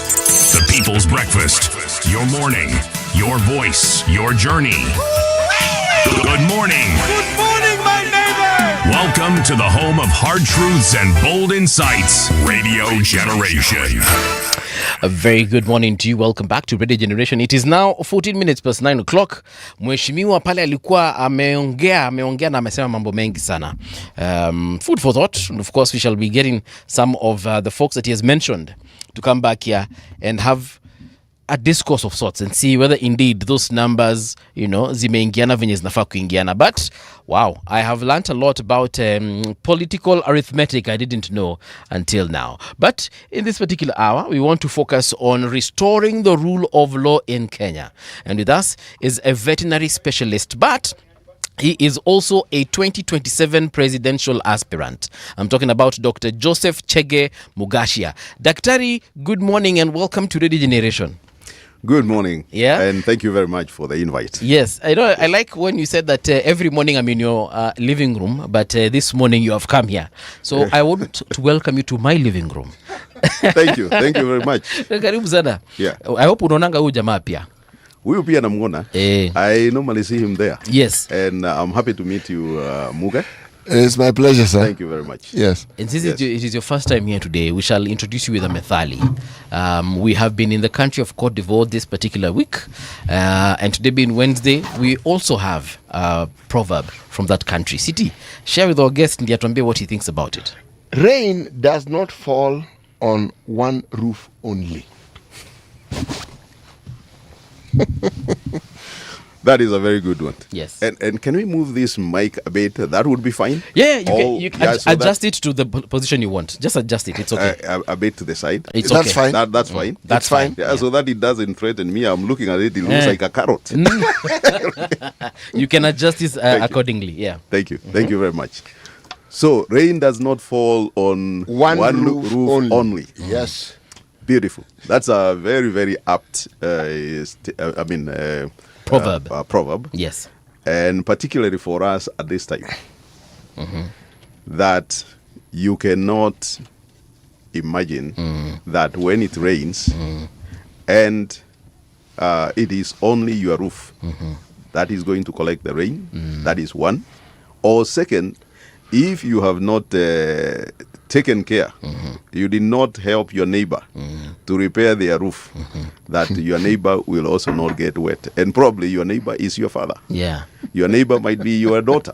Very true. So basically how I understand this is that when you are thinking about yourself, do not only think about how you are going to gain or how you are going to lose. Yes.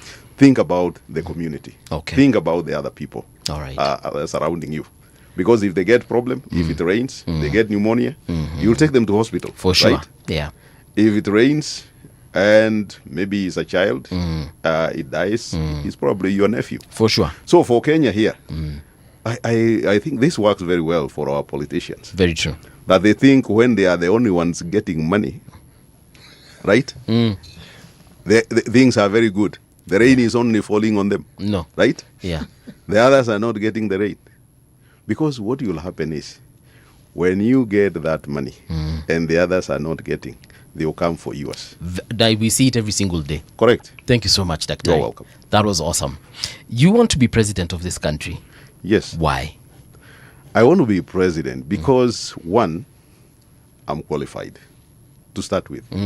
Because the Constitution tells us that you have to be a person of good character, you have to be educated up to university level, and you must convince the people that they should elect you. I believe that I have that. Okay. But that is not the most important thing. The most important thing is that I'm the independent generation. 63 years ago, going to 64 years ago. All right. And we have had leaders. We have had presidents. We have had MPs and others. Yes. And the issues we were discussing in our forefathers were discussing in 1963, poverty, disease, and ignorance. They are still the same things that are bothering us today. And when I look at the leaders who have been there, except one of them called Mwai Kibaki. Yes. I have seen the others have not put a lot of effort, and Jomo Kenyatta as well. Okay. Those two. The others have not put a lot of effort, in addressing those three issues, which are still our problem today. Let's mention them I again. believe I You have said the solution. Poverty, ignorance, and disease. All right. Those are the things which are still troubling us today. And from when you look at it now, they are escalating. But when I look at it, it is not difficult to deal with them. We keep talking about Singapore. We keep talking about Malaysia. Yes. We keep talking about South Korea. And China. But look at the first three. We keep talking about them that at one point we were at par. So where did we diverge? Where did we part ways? Where did the rain start beating us? Correct. Yes. That happened when our leaders thought only about themselves and not about the nation. I believe in the rule of law. And I practice the rule of law. And that is what I would like to see in this country. Restoration of the rule of law by belief and practice. Yes. And that is why I would like to be the president. I would like to work with Kenyans. We reset this country back to the rule of law. Yes. And from there, we can now talk about the economy. We can talk about elections, which is a big problem in this country. And those three things, restoration of the rule of law by belief and practice, that occupies a very high position in my priority. That is actually my priority number one. Number two is reviving the economy. I would like us to revive this economy by investing in the productive sectors.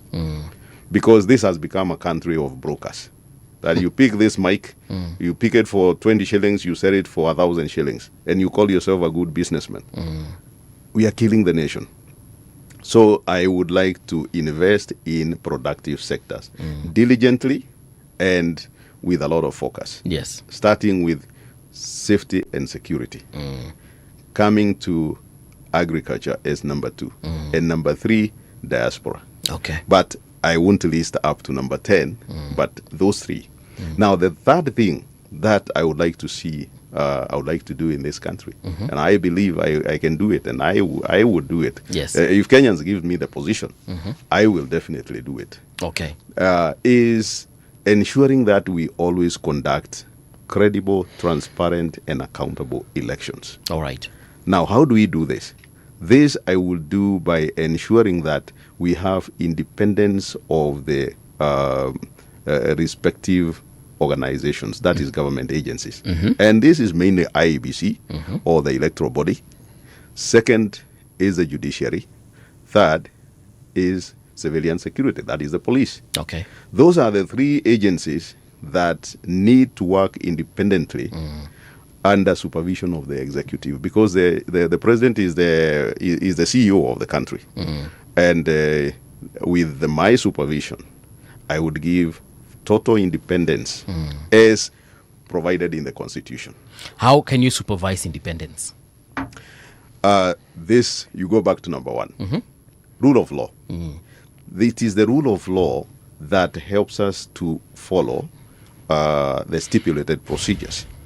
Now, what it means is that once we have agreed you have been appointed the chairman of IEBC, for instance, I don't have to tell you that city will not be standing, will not be cleared. You know your job. You clear him, you don't clear him, is your problem.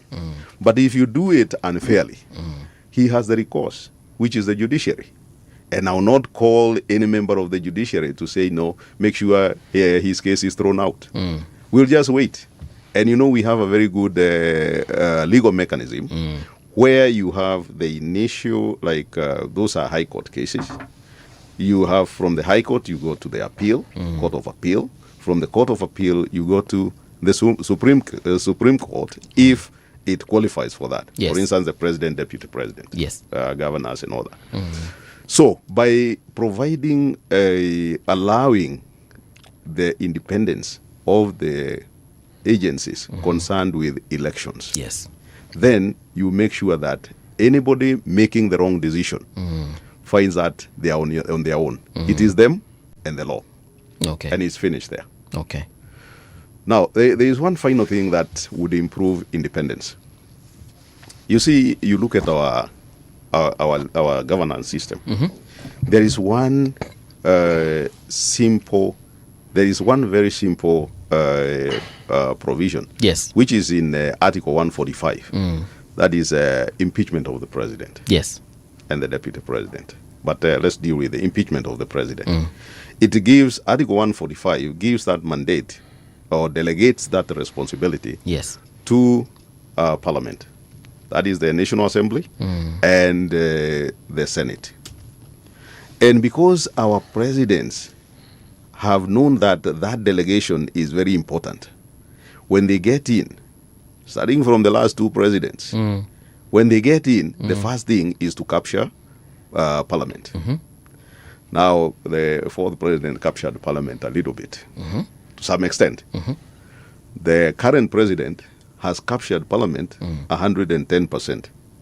How so? Completely. Parliament makes decisions as by his wishes. By his wishes. Okay. Now, the reason is because they have told us in public that they are bribed. You remember during the time of Gachagwa's impeachment, they talked about how much they were bribed and all this. And they talked it in public.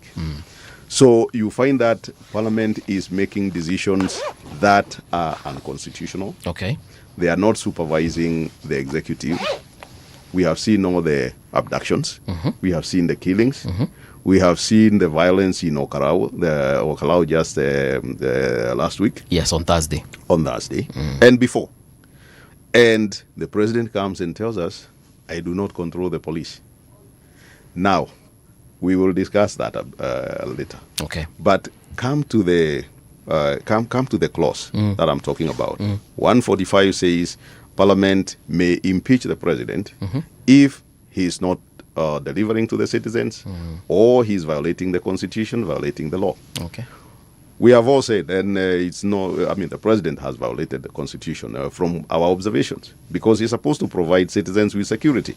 But he tells us he doesn't know who is violating Kenyans. Now, we need to amend that and, in accordance with Article 1 of the Constitution, Chapter 1. Dr. just a second. Yes. At what point do we actually ask the Inspector General of Police, because he is the one in charge of the police and the police is an independent body as far as our constitution is concerned? At what point do we say, okay, you know what, Mr. President, forget you for a minute. Let's deal with the guy that is actually in charge of this docket. At what point do we deal with that person? Let me tell you where we get it wrong. Okay. Because the constitution is very methodical. There is an organization called National Security Council. National Security Council is the body in charge of all the security of the country, and it advises the president. Yes. And who is the chairman of the National Security Council? Tell me. It is the president. The president is the one who chairs the National Security Council. All right. And then, who are the members of the Security Council, National Security Council? Tell me. It is 9 men and women, Kenyans. They are the top managers of national security in Kenya. Starting with the president and finishing with Inspector General of Police. All right. 9 of them. You have even Chief of Defense Forces, CS for Interior, CS for Defense, Deputy President, CS for Foreign Affairs. Okay. The Director General of NIS. There are 9 of them. All right. Now, is the Attorney General there? The Attorney General is also there. Okay. Now, these 9 people are the ones in charge of national security. And the president is the boss. That is why it is wrong for the president to tell us that the police is independent. Okay. Because he is the supervisor of the Inspector General of Police. Is he? Yes, he is. Does Because does the police service fall under any ministry? the police falls under it's an independent, they are independent, but they fall within the presidency. Under which they are ministry? An agency within the ministry. They are within the presidency, Ministry of Interior. Okay. Now, so how do we leapfrog from the Principal Secretary of Interior, Cabinet Secretary of Interior, and move directly to the president? You don't move directly. You move sequentially. But I want us to jump straight to the National Security Council. Yes. Which the president chairs.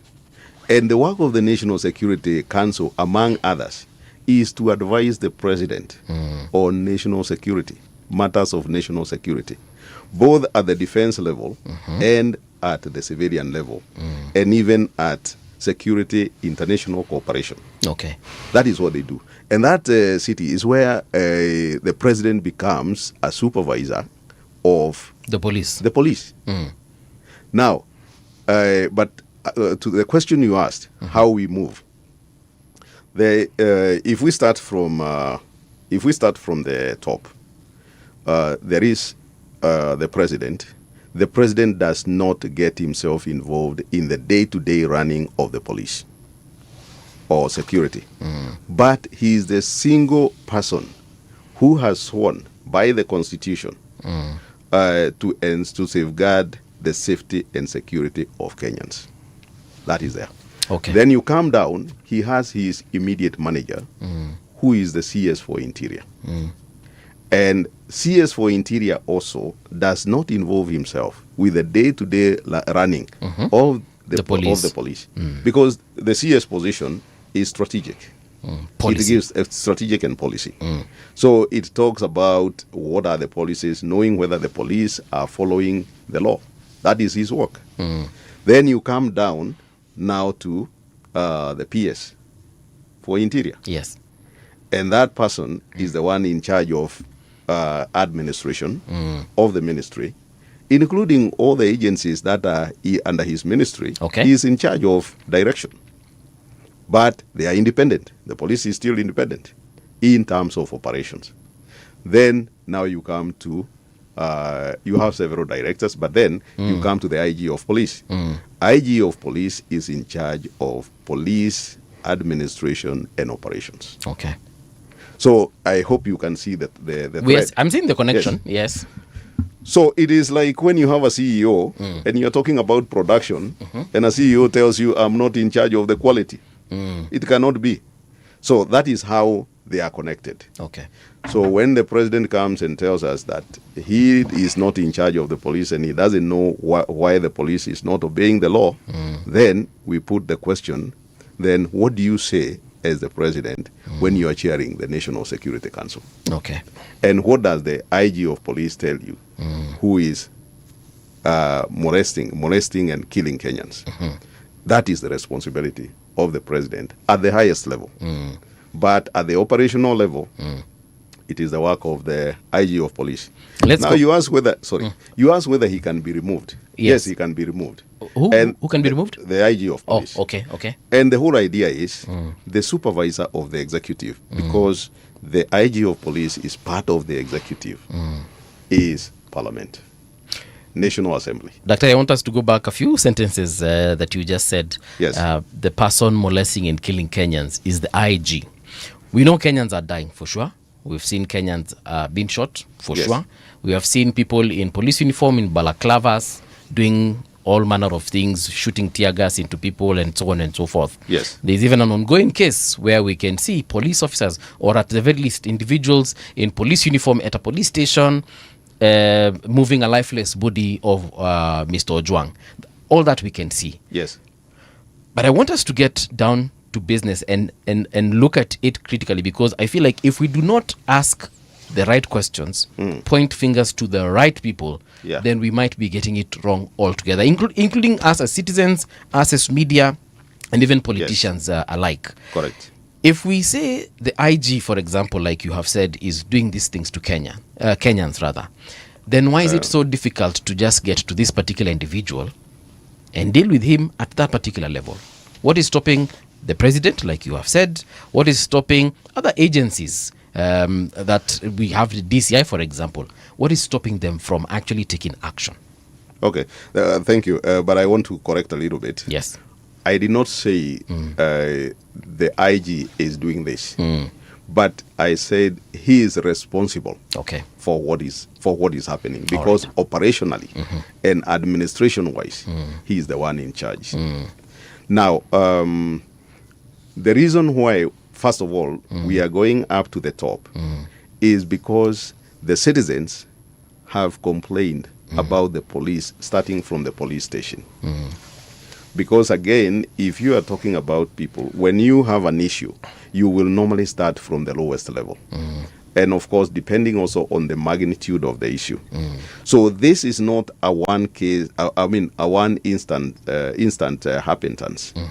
People have been, the citizens have been complaining from the police station and coming all the way up to the IG. Yes. And finally, they have gone all the way up to the president, where they are asking, why is it that the president you are watching, you are in charge of this whole machinery? Yes. But the machinery is now not working for the safety and security of citizens. But you are quiet, and the buck finally stops at you. All right. So what we need as citizens is, first of all, security begins with you and me, and is provided for in the Constitution. Now, once you do your part, if you find that you are not being served, then you move to the lowest level and you make your statement. And you even start with the person. Like today, if I'm stopped on the road and a policeman mistreats me, I will tell them. And I do, if it happens. I tell them, you are breaking the law. You are not respecting my rights. Okay. Now, if it doesn't, they don't correct, then you move up the ladder. And that is what has happened to Kenyans. All right. So I would like to say this, for Kenyans, we must start by first ourselves understanding the law. All right. And then we question from the lowest point, and we move up. And that has happened. And that is why now we are holding the president responsible. Yes. Because he has ignored all this. All right. Now, you have talked about Karau. Okalau. Yes. You saw in Okalau, it was looking like gangland. You are seeing people with guns shooting everywhere, and they don't even have uniforms. Yeah. And policemen in uniform are just watching them. How does that happen? And that is the question. We say there is a complete breakdown of law and order, and the buck stops now at the president. Okay. Everybody else has a responsibility, but he has moved to the highest level. Yes. Daktari, so we see a demonstration of what you've described very appropriately. Yes. In one constituency called Olkalau. How does that translate into there being a breakdown of law and order in the country? Now, in Okalau, for the whole time since the election was announced, the campaigns began. We saw, first of all, we saw policemen. They will find citizens doing their own meetings, and if they are doing meetings against the candidate of UDA, then tear gas is thrown at them.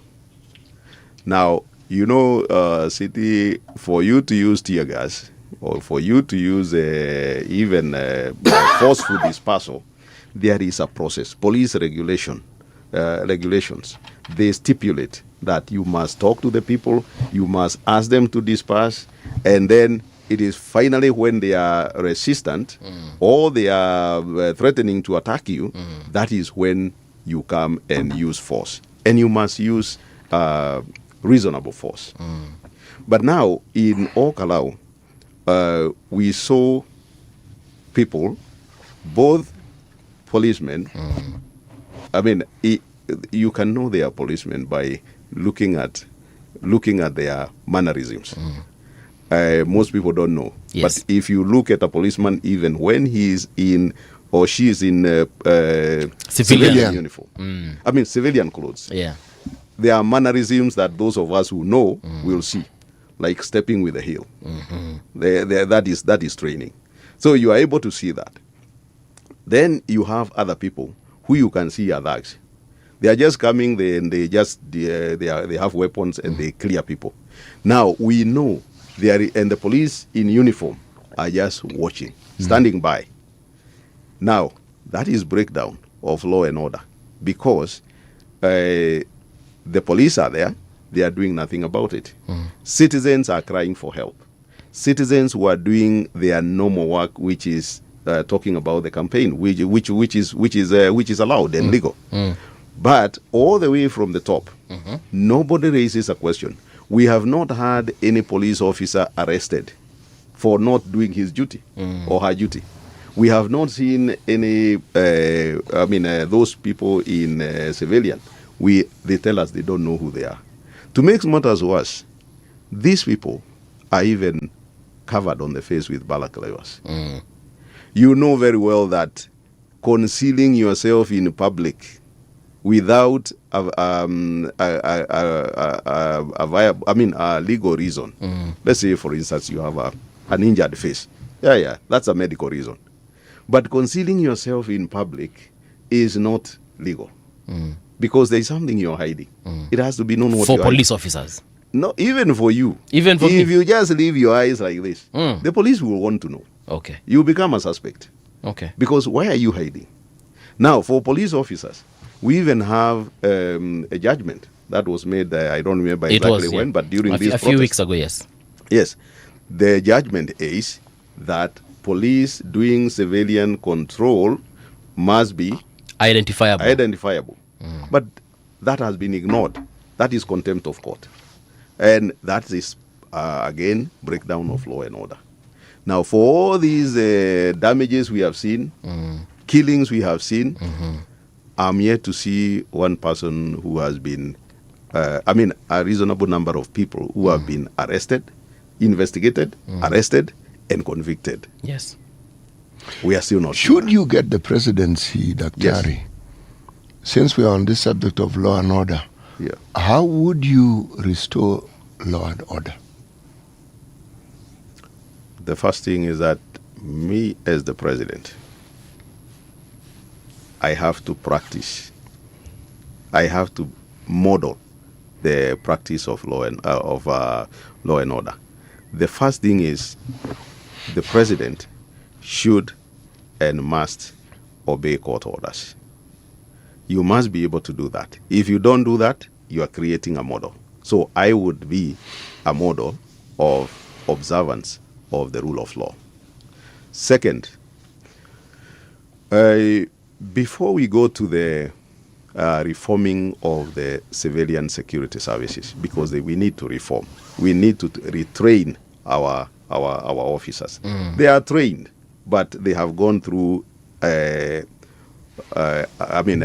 abnormal training or other practices which have interfered with their training, corruption and all this. So we'll need to reform. But before we go to reform, we need to enforce the rule of law, whereby you have everybody is subject to the rule of law regardless of your position. So if you're a police officer, the first thing that would happen is to inform or to give instructions as the CEO, to give instructions that we must abide by the law and the Constitution. And nobody would be exempted because they have somebody anywhere in position who can talk for them.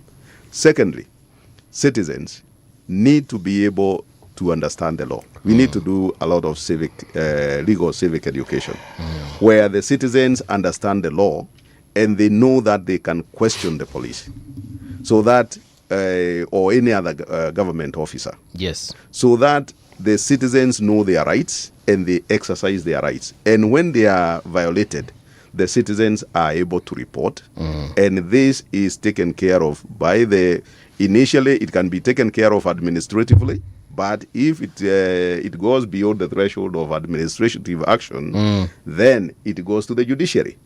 And we will see people in uniform going to committee to serve their term for violating the law.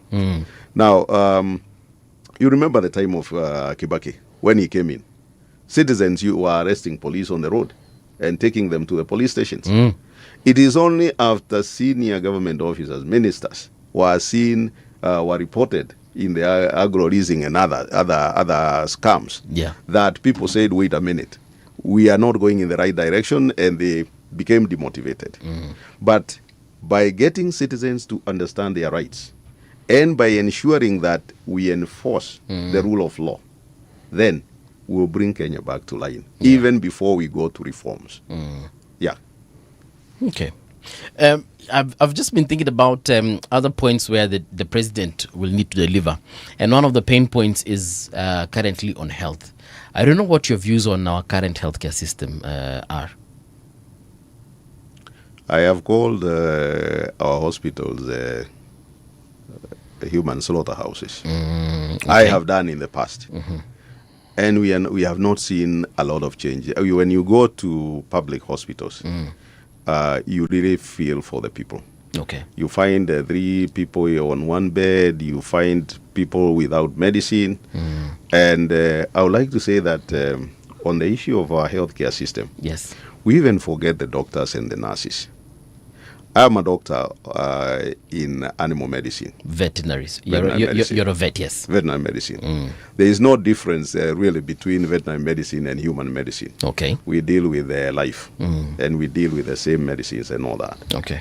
It is very, very psychologically torturing for a doctor to write a prescription and give to a patient, knowing very well that there is no medicine in the pharmacy.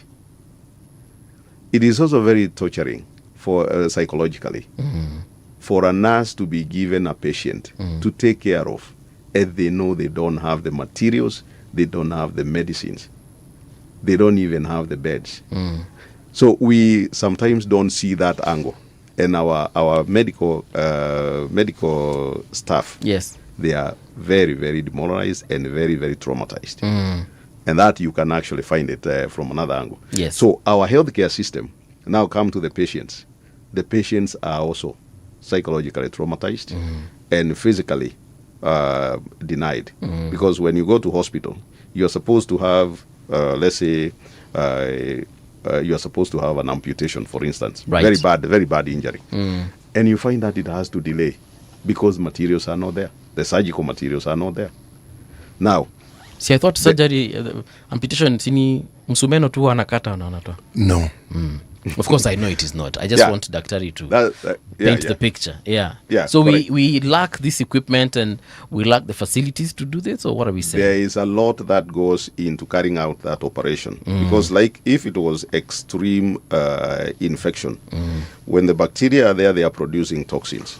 They are also getting it into the system. Okay. So you must first start by stabilizing the patient, checking until the parameters, that's the normal parameters, that's the blood level, the oxygen level and all that, and the tissues, they are in a position that they can take surgery. Okay. So you don't just do that. So there is medicine to be used. There is also counseling to be done. There is a lot that goes into that before you go to the surgery.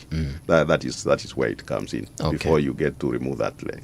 So you find that people, operations are delayed. People have chronic illnesses. They do not have medicines. So our healthcare system, first of all, is in shambles. It's terrible.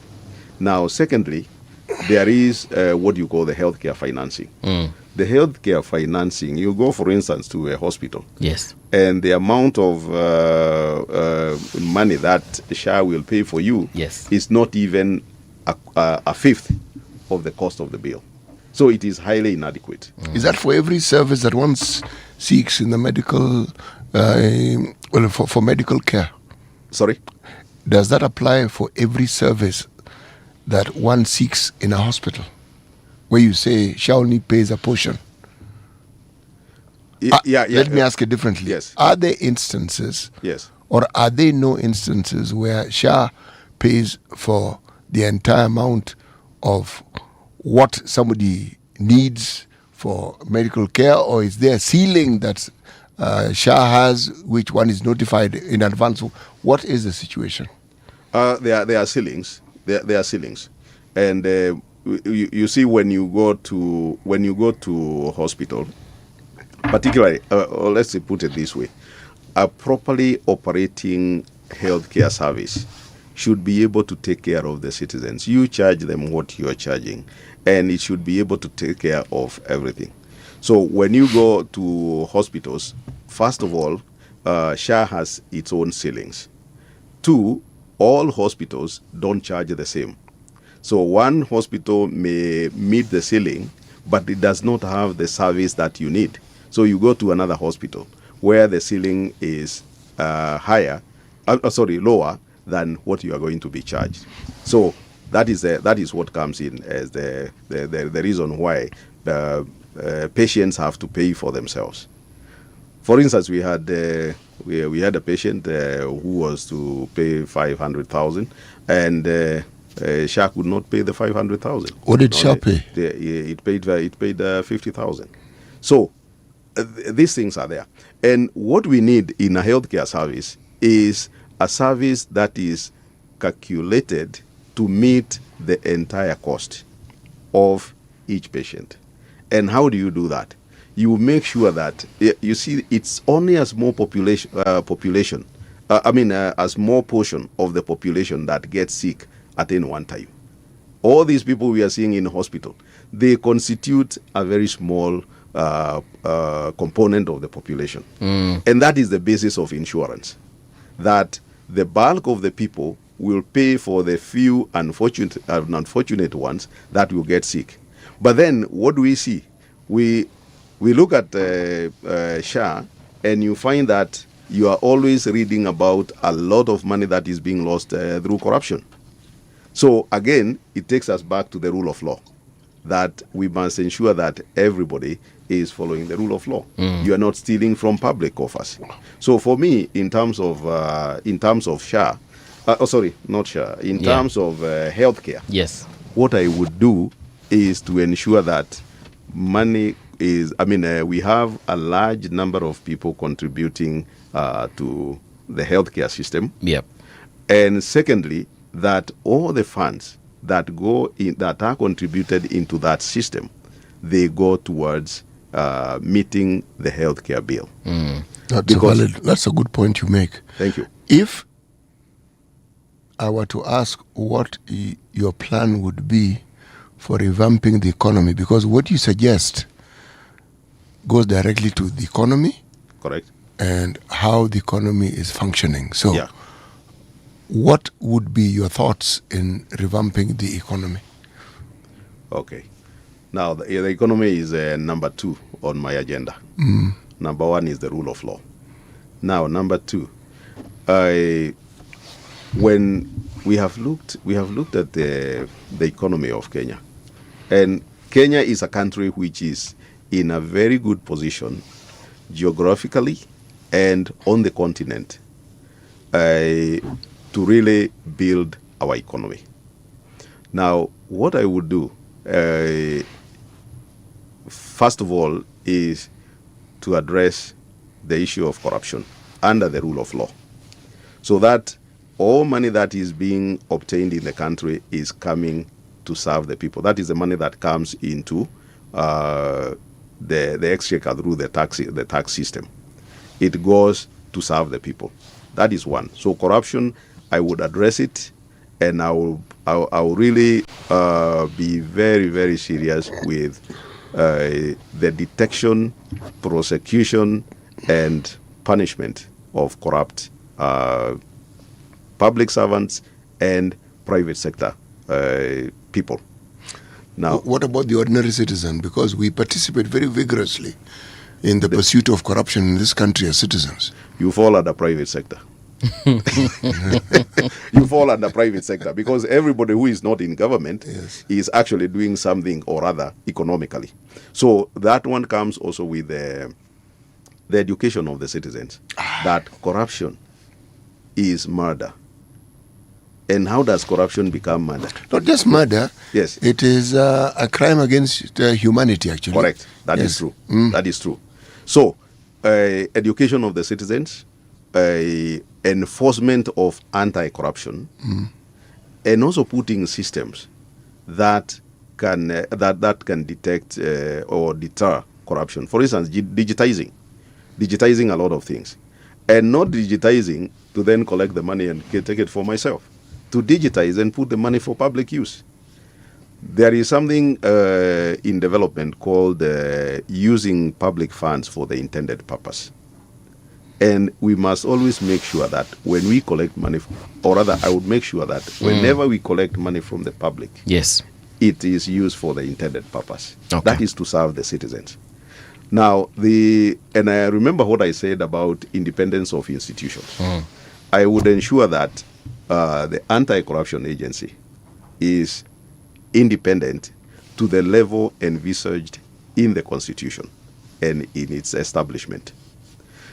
Now, the other thing with once we are dealing with corruption, there is a lot of money that will return into the economy, both current and past. Okay. And we'll get it back into the economy. The second thing is investment. That is public investment. If you look at what we are doing, we are investing in, I said about brokerage economy, where you are just buying something and selling it off. And you are even selling it at a very inflated prices. So I would look at investing in sectors that generate new money.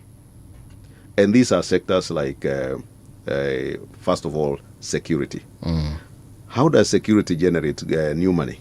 It generates new money because it gives the peace of mind to citizens and investors. Right now, if you look at it, investors are not coming here. Why? Violence of elections. They are saying, let's deal with this after the elections. Actually, investors are coming. Foreign direct investment in this country exists, and it is there. Yes. Yes. Yeah, you see, we normally look at a balance. There are people who are coming, but there are many who have gone and are going. So we look at both incoming and outgoing. Now, the other thing is, so the net effect is that they're leaving. They are leaving. And I also tell you something else. But is there sufficient data to support that assertion? We know people are leaving. Yeah. There are even examples of institutions that were in Kenya that have left for Tanzania or Rwanda. Correct. Yeah, but the balance that we speak of, is there data to support the balance that there are more businesses leaving the country than there are those coming in? That one I haven't looked at, but when you see people leaving and also people failing to invest in certain areas, I'll give you an example, a live example involving myself. There is somebody who came and he wanted to invest in growing and manufacturing of animal feeds in Trans Nzoia. And he did his work, everything, and he said it is viable. But he came back and told me, no, I will not do that until the election is over. Maybe by that time he'll also have changed his mind. Okay. We have all these kind of things. I have had a situation where a Chinese investor wanted to produce pork for China, and he was to invest a lot of money. And what happened as we were going on, he was asked for very heavy kickback. And he came and asked me, Joe, what do these people sell us? What are they selling us? I can't do this. If I can start like this, then it means I'm just creating a business for people. And he left and went to Brazil.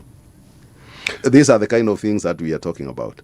But now, coming to investment, we need to invest in sectors that are productive, sectors that generate new money. On that thought, just hold that thought. Investing. You have mentioned education in passing.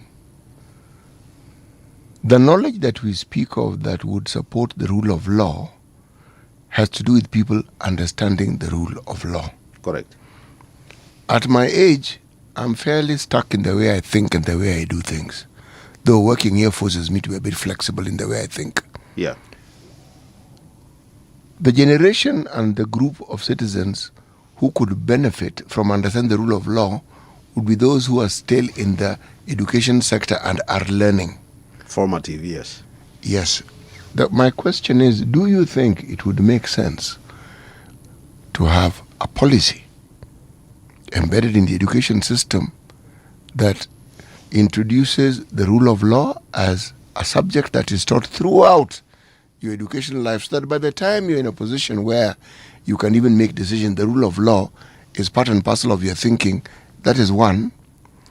Secondly, the issue of legality and the application of it within our system also being part and parcel of our education system, so that it is something that every year you can refer to and look at the progress you've made. Why am I saying this? I can't think of another way in which we can inculcate the rule of law into the minds of our citizens except through the education system. What are your thoughts? You are very right. The reason why I talk about rule of law and I believe in the rule of law is because of the civics education I got in primary school. That answers your question, right? We were taken through courses and it was explained to us why we need to live within the rule of law. Now, that is correct, and education is part of my my priorities in sectors, public sectors that need to be heavily that I would heavily invest in. One, there is the rule of law should be a cross-cutting subject, a subject that is taught within the system, not necessarily examinable, but it should be done in a way that it builds in Kenyans, one, patriotic duty, second, adherence by the rule of law, and third, learning to be productive, that you must be productive to your nation. Doctor, if it's not examinable, how will people take it seriously? I would go so far as even insisting that anybody who hopes to work, whether in the corporate or in the public sector, that there is a component of the rule of law and your understanding of it that must be part of an interview process.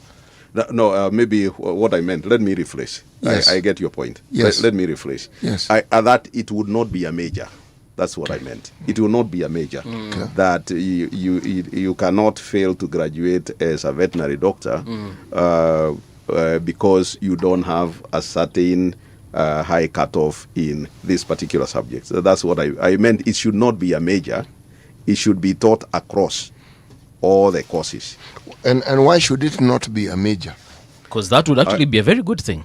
Yes. The reason is because you see, I mean, when you are training people, there is what you are training a person to become professionally skilled in, and what you are training them as supportive skills or cross-cutting skills. And the issue of like, look at it when you go to the US. If you are studying science, you'll be required to study social science as minors. So basically what you are doing is to tell somebody you need to be competent in this, but your professional training is in this. However, if you ever wanted to pursue this course, you can now go deeper into it and still pursue it. You see, why I present it in the manner that I'm doing, yes, is because we often look at corruption as a problem, and yet it isn't a problem. Our problem is actually impunity. Yeah. When people feel they can get away with doing wrong, they will continue doing wrong. Correct. Now, unless something is deeply embedded, meaning it's something you give thought to because your future depends on it, yeah, you will not only learn it, you will apply it. Meaning, you will not throw paper or waste anywhere. You will not spit anywhere that you want. Meaning, your entire being will be focused on doing what is right. Now, there are people who will argue that is regimenting people. Actually, it is not.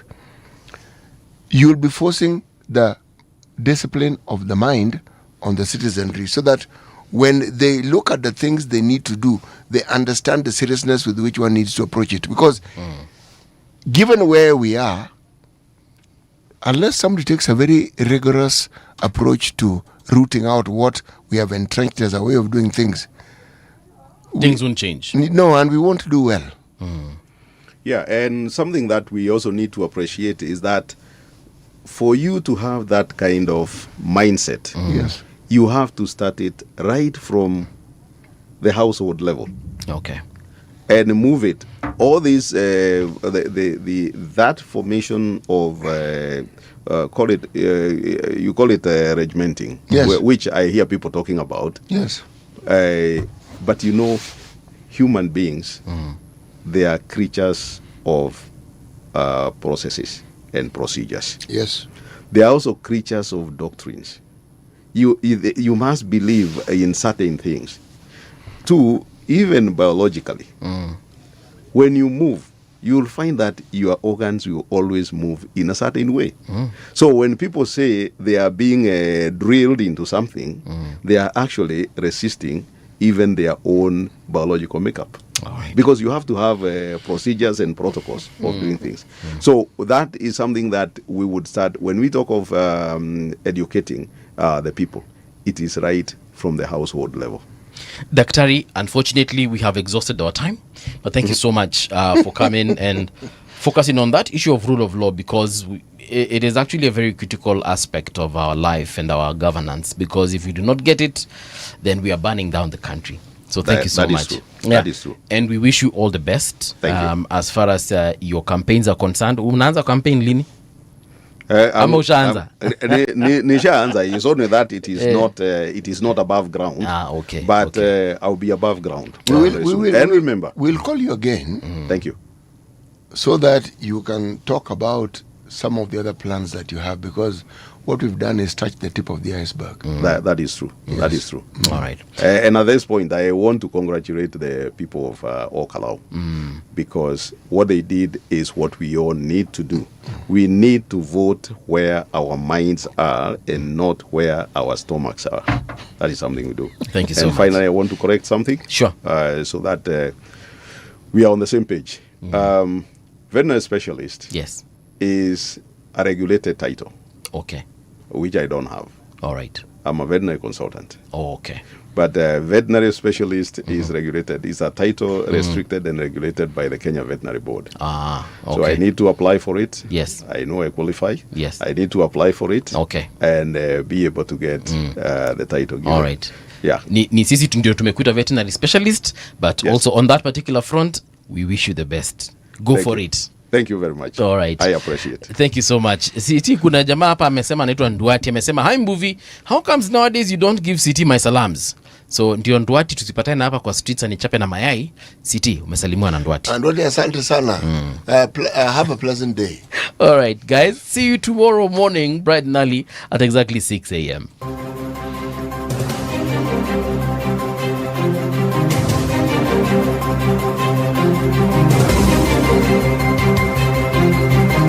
This is the Radio Generation News.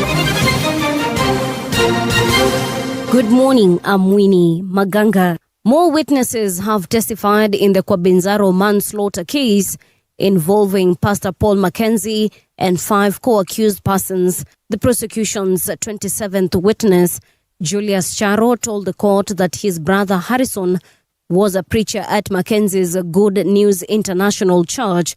Charo said concerns arose after his brother adopted teachings discouraging children from going to school and advising followers against seeking medical treatment, leading to disagreements in his family.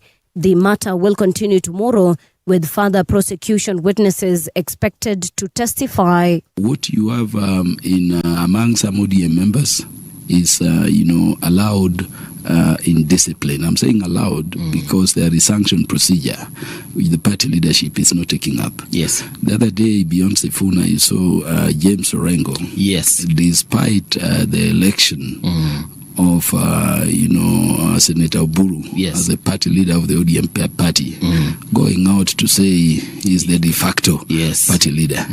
What was he saying then in Voi the other day? He's saying that party, which is the de facto leader of, is dead and is whipping people to another political party, which he calls Linda Mwananchi Party. and he does not tell you when this Linda Mwananchi Party was registered. Homa Bay Town Member of Parliament Peter Kaluma is calling on ODM to take action against members supporting rival political parties. Kaluma says the Elections Act considers leaders who openly back other parties to have resigned from their original party. He cited Nairobi Senator Edwin Sifuna and Siaya Governor James Orengo, accusing them of acting against ODM's principles and calling for disciplinary measures. Senators have criticized remarks by former Deputy President Rigathi Gachagua, with some accusing him of economic sabotage. However, senators allied to Gachagua say his concerns are about rising insecurity in the country. They're calling on the National Cohesion and Integration Commission to hold the DCP leader accountable over his statements. Gachagua had urged tourists not to visit Kenya over alleged insecurity in the country. Whether the Ministry of Tourism and Wildlife has assessed the impact of the remarks attributed to Honorable Gachagua on Kenya's tourism sector, and if so, obtain the findings of such assessment, including details on the ripple effects of any projected decline in tourist arrival. Madam Speaker, the projection, which will create 10% GDP in 2026, will be US dollars 12.7 billion. We cannot allow Mr. Rigathi Gachagua to come around and create incitement, Madam Speaker, and I want to call to NCIC to take keenly these matters. The Coast Regional Police Commander has warned politicians against sponsoring or hiring goons. Ali Nuno says any politician found using criminal gangs will lose their government-provided security. He says leaders who rely on goons